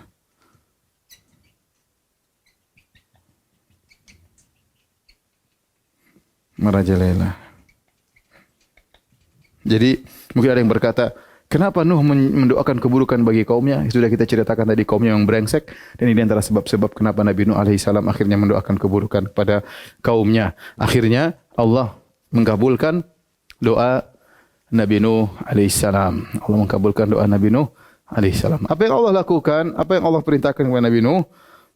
Allah suruh Nabi Nuh bikin kapal. Kata Allah Subhanahu wa taala, "Wasna'il fulka bi a'yunina wa wahyina. Wa la tukhatibni fil ladzina zalamu innahum mughraqun." Kata Allah, wahai Nuh, bikinlah kapal dengan penglihatan kami, dengan pengawasan kami, ya. Dan jangan kau berbicara denganku tentang orang-orang yang zalim. Jadi Allah suruh bikin Nabi Nuh kapal, ya. Akhirnya Nabi Nuh bikin kapal. Kata Allah, wa yasna'ul fulka, maka Nabi Nuh bikin kapal. Wa kullama marra alaihi mala'un min qaumi sakhiru min. Qala in taskharu minna fa inna naskharu minkum kama taskharun. Setiap Nabi Nuh bikin kapal, disebutkan dalam buku-buku tafsir, Nabi Nuh kumpulkan dulu kayu. Ini butuh bertahun-tahun. Ada yang mengatakan 100 tahun Nabi Nuh kumpulkan kayu. Ada yang mengatakan puluhan tahun. Intinya Nabi Nuh sama orang-orang beriman ngumpulin kayu. Setelah kayu terkumpul, Nabi Nuh berhenti dakwah, sudah enggak dakwah lagi. Setelah kayu terkumpul, Nabi Nuh bikin lagi kapal. Lama juga berpuluh tahun bikin kapal satu, ya. Kapal sederhana, ya. Zatu alwahin wa dusur, cuma lempengan-lempengan kayu dan paku-paku. Kapal sederhana. Bikinlah. Kemudian wa kullama marra alaihi mala'un min qaumi sakhiru min. Setiap ada pembesar-pembesar kaum Nabi Nuh lewat, mereka ngejek. Jadi mereka sempatkan mampir untuk ngejek Nabi Nuh. Di antara ejekan mereka, kata At-Tabari, dua, kata mereka, Nuh, ente sudah selesai, sudah ganti tugas, tidak jadi nabi lagi. Sekarang jadi najjar, jadi tukang kayu, sudah enggak jadi nabi lagi. Ini ejekan pertama. Subhanallah. Nabi Nuh tenang aja bikin. Yang kedua, kata mereka, Nuh, ente ngapain bikin kapal? Mau kapal berlabuh di atas daratan. Ya. Jadi mereka ngejek Nabi Nuh. Ini dua ejekan Nabi Nuh. Pertama, ente sudah selesai, enggak kerja lagi, enggak dakwah lagi. Sekarang jadi tukang kayu. Yang kedua, ente bikin kapal ngapain? Itu kapal mau berlabuh di daratan. Subhanallah, mereka ngejek-ngejek sampai akhir tiba waktunya. Ya, kata Allah, hatta idza jaa amruna wa faratan nuru qul nahmil fiha min kulli zawjain min kulli zawjain itsnain wa ahlaka. Kata Allah Subhanahu wa taala, nanti kalau sudah keluar air, wa faratan nur, sampai dapur juga keluar air. Artinya dapur yang harusnya keluar api, keluar air. Di mana-mana sudah keluar air, mata air di mana-mana. Maka angkatlah orang-orang beriman, angkatlah hewan-hewan, burung-burung, ya. Jadi disebutkan oleh sebagian ahli tafsir, Allah menyuruh Nabi Nuh bikin kapal 3 tingkatan. Allah alam ini juga enggak ada dalil, cuma sekedar perkataan mereka. Tingkat pertama untuk hewan-hewan, tingkat kedua untuk manusia, tingkat ketiga untuk burung-burung. Ya. Jadi disuruh dibawa semua, sepasang-sepasang. Karena Allah ingin menghabiskan seluruh yang ada di alam semesta. Inilah sepasang-sepasang ini nanti akan memiliki keturunan di atas muka bumi. Jadi suruh naikin. Keluargamu juga bawa. Anak-anakmu bawa semua. Kemudian mantu-mantumu orang beriman seluruh bawa di atas kapal. Ya. Kata Allah Subhanahu wa taala, "Fa fatahna abwaabas samaa'i bima'in munhamir Wa fajjarnal arda uyunan faltaqal ma'u ala amrin qad qadir. Kata Allah, maka kami pun bukakan pintu-pintu langit. Pintu langit terbuka semua. Hujan deras. Munhamir, hujan deras enggak berhenti. Allah kirimkan air dari atas. Kemudian dari bawah juga, bahwa fajjarnal arda uyunan. Allah jadikan, Allah bukan mengatakan kami bukakan mata air, bukan. Tetapi tanah-tanah jadi mata air, di mana-mana keluar air. Tadinya enggak ada sumber air, tahu-tahu jadi mata air. Sampai begitu banyak mata air, sampai hatta idza faratan nur. Hatta idza ja'a amruna faratan nur, sampai dapur pun keluar air. Dapur yang harusnya tungku itu keluar api, keluar air. Air sudah di mana-mana. Luar biasa, begitu cepat air keluar, begitu cepat dari langit, tidak berhenti, air yang deras, dari bawah juga air yang deras. Maka Nabi Nuh alaihi salam kemudian naik di atas kapalnya bersama orang-orang yang beriman. Kemudian kata Allah Subhanahu wa taala, Nabi Nuh berkata, wa qala ya bismillahi majreha wa mursaha. Inna rabbi laghafurur rahim. Ya. Kata Nabi Nuh, bismillah majreha wa mursaha. Berjalanannya kapal dan ujungnya juga kapal, ya. Jadi Nabi Nuh berdoa agar kapal bisa berlabuh dengan baik dan bisa mendarat dengan baik. Ya, Nabi Nuh berdoa demikian, ya. Apa namanya? Fa idza stawaita anta wa ma'aka 'alal fulki faqul hamdulillah alladzi najjana minal qaumidz zalimin wa qur rabbi anzilni munzalan mubarakan wa anta khairul munzilin. Nabi Nuh berdoa, ya Allah, sandarkanlah kami pada tempat yang berkah. Jadi Nabi Nuh berdoa berjalannya dan bersandarnya. Ya, karena berjalan ketika bersandar juga susah nanti. Nabi Nuh berdoa semuanya menunjukkan tawakal kepada Allah Subhanahu wa taala. Maka kata Allah, wa hiya tajri bihim fi maujin kal jibal. Subhanallah. Kata Allah Subhanahu wa taala, itu kapal, kata Allah, wa hiya tajri bihim fi maujin kal jibal. Maka kapal tersebut, kata Allah, berlabuh dalam ombak, ini dalam ombak seperti gunung. Jadi kita bisa bayangkan, ya. Ini ombaknya seperti gunung. Kata para ulama, berarti anginnya kenceng banget. Jadi bukan cuma air datar, bukan cuma air keluar gini, tapi bergelombang. Kita lihat sekarang, kalau kita lihat banjir, kita lihat sekarang di Jakarta, di Bekasi, di mana-mana. Tidak ada jadi gelombang, tidak ada jadi ombak. Cuma air keluar mengalir begitu saja. Tapi waktu banjir yang di zaman Nabi Nuh, bukan cuma mengalir datar, jadi gelombang seperti gunung, bukan seperti rumah, seperti gunung. Ratusan meter, mungkin bisa kilometer. Ya, berarti anginnya kenceng, kata para ulama. Dikenceng luar biasa, sampai bergoyang luar biasa.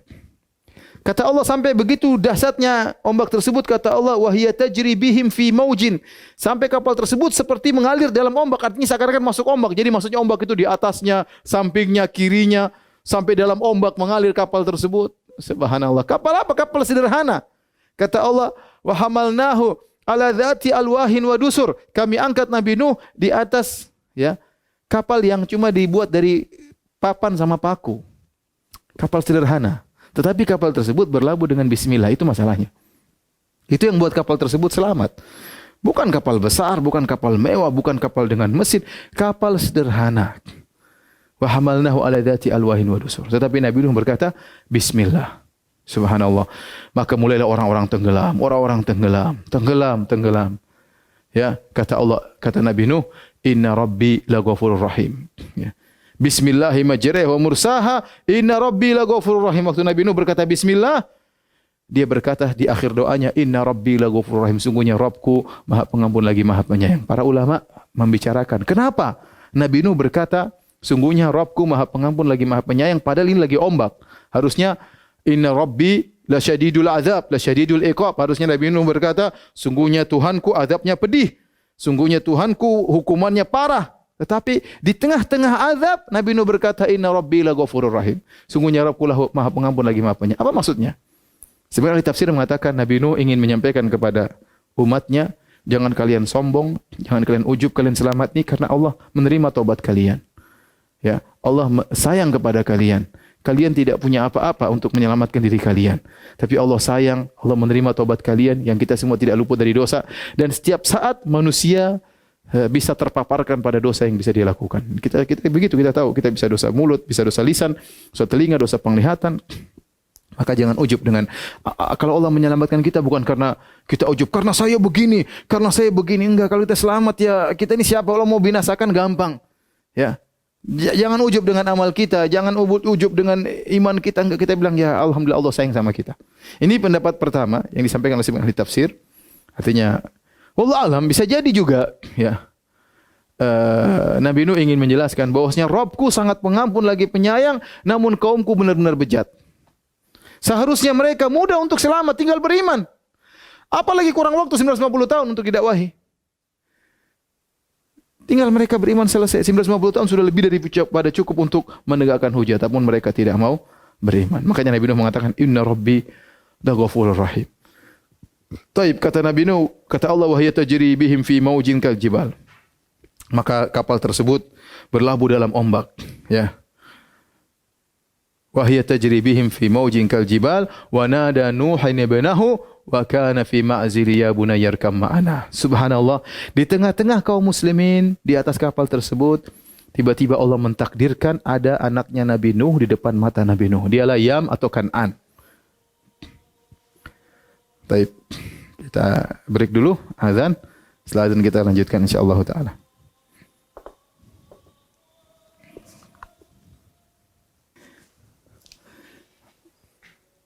Para pemirsa yang dirahmati oleh Allah Subhanahu wa taala.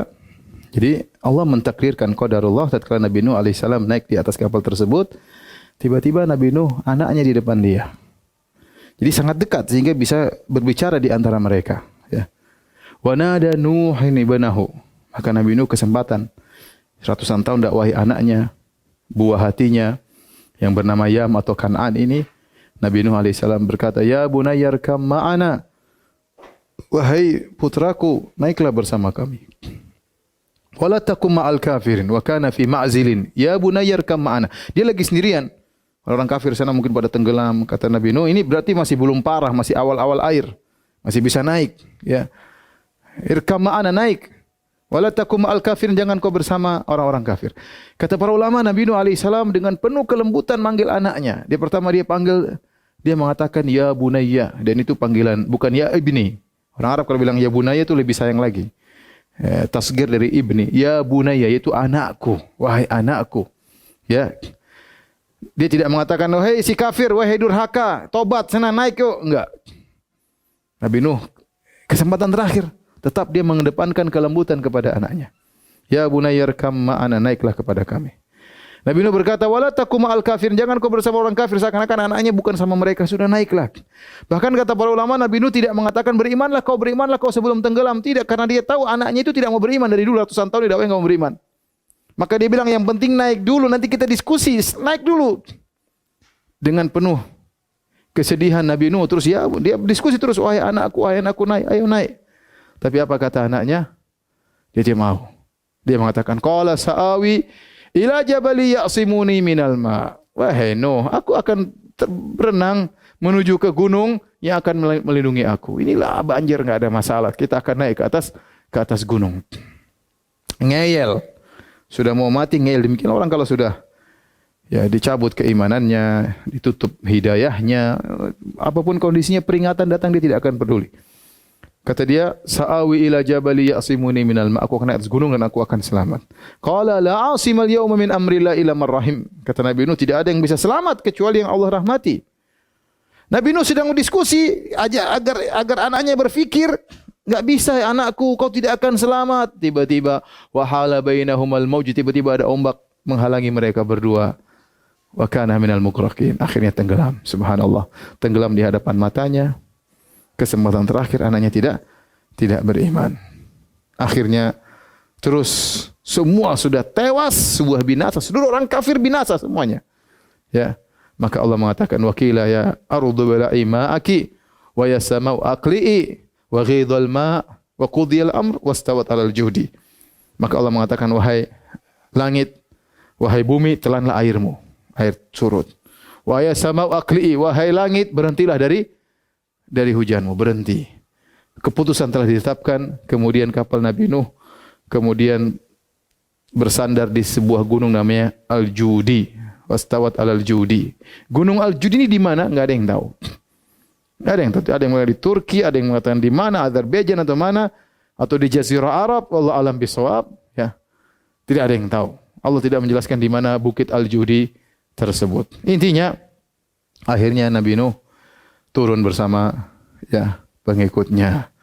Kemudian Nabi Nuh sedih, maka dia berdoa kepada Allah. Dia mengatakan, "Inna bni min ahli wa inna wa'dakal haq wa anta ahkamul hakimin." Kata Nabi Nuh, "Ya Rabbku, sungguhnya putraku ya adalah dari keluargaku dan engkau telah berjanji bahwasanya engkau akan menyelamatkan keluargaku. Apa yang bagaimana anakku?" Seakan Nabi Nuh berkata dia sudah tidak selamat di akhirat. Kasih sayang seorang ayah kepada anak. Dia berdoa, sementara sudah anak sudah tewas, mau diapain? Nabi Nuh tidak mengatakan hidupkan dia kembali, tapi ya sudahlah. Itu anakku mau diapain? Ya. Kau sudah berjanji untuk menyelamatkannya. Maka Allah mengingatkan. Allah mengatakan, ya, wa ahlaka illa man sabaka alaihil qawlu minhum illa alladziina dzalamu. Ya, kata Allah, semua kamu selamatkan keluargamu kecuali yang telah ditetapkan mereka tidak selamat. Di antaranya anaknya yang kafir. Wala tukhatibni fil ladzina dzalamu. Kata Allah, jangan kau berbicara kepadaku tentang orang-orang yang zalim. Anakmu termasuk orang yang zalim. Maka Allah menjawab Nabi Nuh, Allah mengatakan, "Innahu laisa min ahlik." Wahai Nuh, anakmu itu Yam atau Kan'an itu bukanlah dari keluargamu. Innahu amalun ghairu saleh.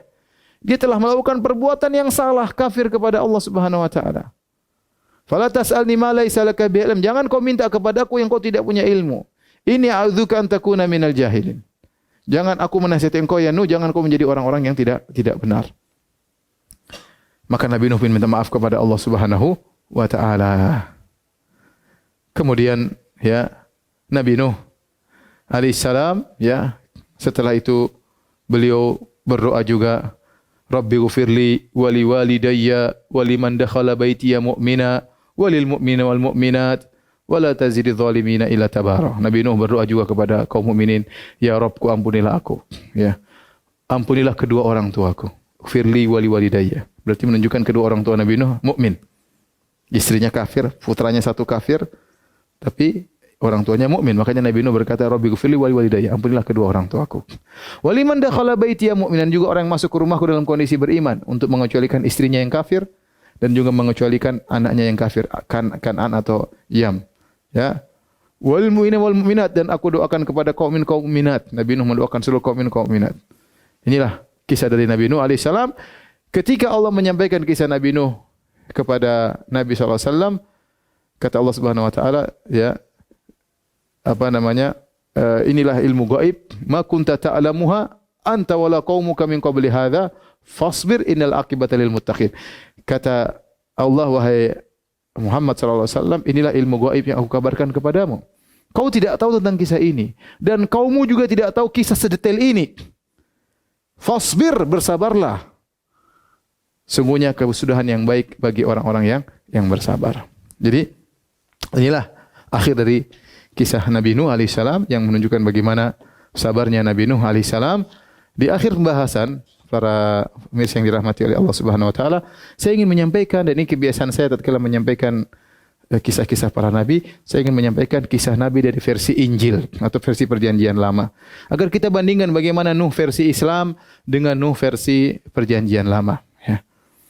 Baik, saya akan bacakan. Kalau Nuh dalam versi Perjanjian Lama, sama sekali tidak disebutkan bagaimana dakwahnya Nabi Nuh alaihissalam. Tidak ada dakwah Nabi Nuh alaihissalam, tidak ada. Dan tidak disebutkan anaknya yang kafir, tidak ada. Tidak disebutkan juga istrinya yang kafir, tidak ada. Cuma Nuh, ya, orang baik Allah selamatkan. Jadi Islam tidak, dalam Islam di Al-Quran sebutkan bagaimana dakwahnya Nabi Nuh, dan itu bisa kita jadikan contoh. Adapun versi Injil tidak demikian. Saya bacakan ya. Berikut kisah Nuh alaihissalam versi Perjanjian Lama. Perjanjian Lama maksudnya Taurat, ya. Taurat, Perjanjian Baru maksudnya Injil, digabung namanya Alkitab atau Alkitab, ya. Bible itu terdiri di atas Perjanjian Lama, yang itu Taurat, kemudian Perjanjian Baru Injil digabungkan. Ini dalam Perjanjian Lama, ya. Saya bacakan. Ketika dilihat Tuhan bahwa kejahatan manusia besar di bumi dan bahwa segala kecenderungan hatinya selalu membuahkan kejahatan semata-mata, maka menyesallah Tuhan. Jadi kata mereka, Tuhan melihat banyak kerusakan, manusia bikin kerusakan, Tuhan menyesal. Subhanallah. Memang Tuhan menyesal. Kalau Tuhan menyesal, enggak tahu apa yang dia kerjakan. Orang menyesal itu orang bahlul. Waduh, saya enggak tahu, makanya menyesal. Berarti dia tidak rencanakan. Islam enggak, Islam adalah takdir. Sebelum Allah jalankan, Allah tulis semuanya di Lauhul Mahfuz. Gimana mau menyesal? Orang menyesal itu berarti salah perkiraan atau enggak ngerti. Ya, gimana Tuhan menyesal? Kata mereka, ya, menyesallah Tuhan. Saya cek juga di terjemahan terbaru masih tidak berubah menyesal. Menyesal. Bahwa ia telah menyesallah Tuhan bahwa ia telah menjadikan manusia di bumi dan hal itu memilukan hatinya. Berfirmanlah Tuhan, aku akan menghapuskan manusia yang telah kuciptakan itu dari muka bumi. Baik manusia maupun hewan dan binatang-binatang melata dan burung-burung di udara. Allah ingin binasakan mereka semua. Sebab aku menyesal. Ulangi lagi. Sebab aku menyesal bahwa aku telah menjadikan mereka. Jadi Allah menyesal ciptakan mereka. Tetapi Nuh mendapat kasih karunia di mata Tuhan. Tetapi Nuh mendapat kasih karunia di mata Tuhan. Inilah riwayat Nuh. Bagaimana kisahnya? Kata selanjutnya, ayat selanjutnya, ini dalam Kejadian 6, bisa dibuka bagi Anda yang bawa Injil, bawa Bible, bisa buka Kejadian 6 ayat 5 sampai 8. Inilah riwayat Nuh. Perhatikan, tidak ada diceritakan tentang dakwanya sama sekali. Nuh adalah seorang yang benar dan tidak tercela di antara orang-orang sezamannya. Dan Nuh itu hidup bergaul dengan Allah. Saya enggak ngerti maksudnya apa Nuh bergaul dengan Allah. Nuh memperanakan 3 orang laki-laki, Sam, Ham, dan Yafet. 3. Kalau kita kan ada yang keempat. Namanya tadi Yam atau Kan'an. Adapun bumi itu telah rusak di hadapan Allah dan penuh dengan kekerasan. Allah menilik bumi itu dan sungguhlah rusak benar. Allah lihat bumi sudah rusak. Sebab semua manusia menjalankan hidup yang rusak di bumi. Berfirmanlah Allah kepada Nuh, aku telah memutuskan untuk mengakhiri hidup segala makhluk. Sebab bumi telah penuh dengan kekerasan oleh mereka. Jadi aku akan musnahkan mereka bersama-sama dengan bumi. Buatlah bagimu sebuah bahtera dari kayu gofir. Bahtera itu harus kau buat berpetak-petak dan harus kau tutup dengan pakal dari luar dan dari dalam. Selanjutnya, ya, ini tadi Kejadian ayat 9 sampai 6, 9 sampai 14. Selanjutnya pada kitab Kejadian 9, 18 sampai 29 disebutkan anak-anak Nuh yang keluar dari bahtera. Jadi akhirnya bahtera itu berjalan. Disebutkan kisahnya berjalan begini-begini, kejadian hari-hari. Kita ambil kesimpulannya di belakang. Anak-anak Nuh yang keluar dari bahtera ialah Sam, Ham, dan Yafet yang selamat. Ham adalah bapaknya Kan'an. Perhatikan sini penting. Ham bapaknya Kan'an. Kenapa saya ingin sampaikan ini poin ini? Karena orang-orang Yahudi benci sama Kan'aniyun. Kenapa? Karena waktu mereka datang ke Palestina sudah ada Kan'aniyun. Jadi penduduk asli sebelum mereka datang di Palestina Kan'aniyun. Ya, jadi mereka sering bersitegang dengan Kan'aniyun. Ya, jadi mereka mengatakan Ham adalah bapaknya Kan'an. Ada maksud mereka mengatakan demikian untuk menghina Kan'an. Kita bacakan selanjutnya. Yang 3, inilah anak-anak Nuh dan dari mereka inilah tersebar penduduk seluruh bumi. Nuh menjadi petani. Perhatikan. Nuh menjadi petani. Dialah yang mula-mula membuat kebun anggur. Jadi pencipta kebun anggur adalah Nuh. Setelah itu dia minum anggur. Mabuklah ia. minum anggur, mabuk. Mabuklah ia dan ia telanjang. Gara-gara Nabi Nuh mabuk, dia telanjang. Dalam kemahnya. Maka Ham, bapak Kan'an itu melihat aurat ayahnya. Ham, anaknya Nuh, si bapaknya si Kan'an, subhanallah. Karena mereka jengkel sama Kan'an, mereka itu Ham. Jadi mereka ingin menjelaskan Kan'an ini adalah keturunan yang rusak karena bapaknya pernah lihat auratnya Nabi Nuh. Saya bacakan. Maka Ham, bapaknya Kan'an itu melihat aurat ayahnya. Lalu diceritakanlah kepada kedua saudaranya di luar. Setelah itu Sem dan Yafet mengambil sehelai kain dan membentangkannya pada bahu mereka berdua. Lalu mereka berjalan mundur. Mereka menutupi aurat ayahnya sambil berpaling muka. Tidak ingin lihat auratnya Nabi Nuh. Sehingga mereka tidak melihat aurat ayahnya. Setelah Nuh sadar dari mabuknya dan mendengar apa yang dilakukan anak bungsunya kepadanya, berkatalah dia, terkutuklah Kan'an. Jadi Nabi Nuh jengkel, ternyata anak bungsunya si Ham sudah melihat auratnya. Maka dia berkata, terkutuklah Kan'an. Hendaknya ia menjadi hamba yang paling hina bagi saudara-saudaranya. Jadi menghina. Hendaknya Kan'an menjadi hamba-hamba yang paling hina bagi saudara-saudaranya. Lalu katanya lagi, terpujilah Allah Sem, yaitu Tuhannya Sam. Tetapi hendaklah Kan'an menjadi hamba baginya. Allah meluaskan kiranya tempat kediaman Yafet dan hendaknya ia tinggal dalam kemah-kemah Sam. Tetapi hendaknya Kan'an menjadi hamba baginya. Jadi Ham menjadi hamba, jadi Kan'an menjadi hamba bagi Sam, Kan'an menjadi hamba bagi Yafet. Nuh masih hidup 350 tahun sesudah air bah. Jadi Nuh mencapai umur 950 tahun lalu ia mati. Perhatikan ini kisah Nuh dalam perjanjian lama. Perhatikan. Nabi Nuh tidak disebutkan abdan syakuran. Seperti Islam Masya Allah, abdan syakuran. Tidak disebutkan perjuangan dakwah Nabi Nuh, tidak disebutkan ujian Nabi Nuh, bagaimana menghadapi anaknya, bagaimana menghadapi istrinya, ya. Makanya Allah mengatakan, "Ma kunta ta'lamu anta wala qaumuka min qabli hadza." Wahai Muhammad, kau tidak tahu kisah ini, kaummu juga tidak tahu. Ini Allah kabarkan kisah Nabi Nuh secara detail, tidak ada dalam Injil, tidak ada dalam Taurat. Ya, Taurat sudah berubah, sudah dirusak, tidak ada. Ya. Kemudian di antara kisah Nuh, di sini Nuh mabuk, subhanallah. Apakah ada nabi seperti ini? Dalam Islam enggak ada nabi mabuk seperti ini. Ini Nuh bikin bir, mabuk sampai teler, akhirnya buka baju telanjang. Kemudian anaknya lihat disalah-salahin. Anaknya Ham sebenarnya kasusnya, Nuh kan telanjang. Ham mungkin buka, enggak sengaja lihat bapaknya telanjang. Maka dia lapor kepada kakak-kakaknya. Kan baik, berarti supaya jangan sampai bapaknya telanjang kemudian keluar dari kemah, kan kelihatan banyak orang. Maka dia lapor kepada kakak-kakaknya, maka kakaknya akhirnya jalan mundur untuk menutup aurat bapaknya tanpa melihat aurat bapaknya. Yang menakjubkan ketika Nuh sadar, Nuh kok marahnya sama Kan'an? Terkutuklah Kan'an. Kan'an yang bikin bukan Kan'an, bapaknya si Ham. Kenapa yang dilaknat anaknya Kan'an? Ini aneh. Ini jelas karangan ini. Kenapa dia tidak laknat anaknya Ham yang lihat auratnya, kan bapaknya si Ham, anak bungsunya. Kenapa cucunya Kan'an yang dilaknat? Ada masalah apa? Ya. Tidak, apakah dia menanggung dosa bapaknya? Ternyata punya selidik, ternyata orang-orang Yahudi ini, Bani Israel sangat benci sama suku Kan'aniyin. Sehingga mereka bikin cerita seperti ini agar mereka benci kepada Kan'aniyin, punya dalil untuk membenci Kan'aniyin. Memang ini keturunan terkutuk, begini-begini dan seterusnya.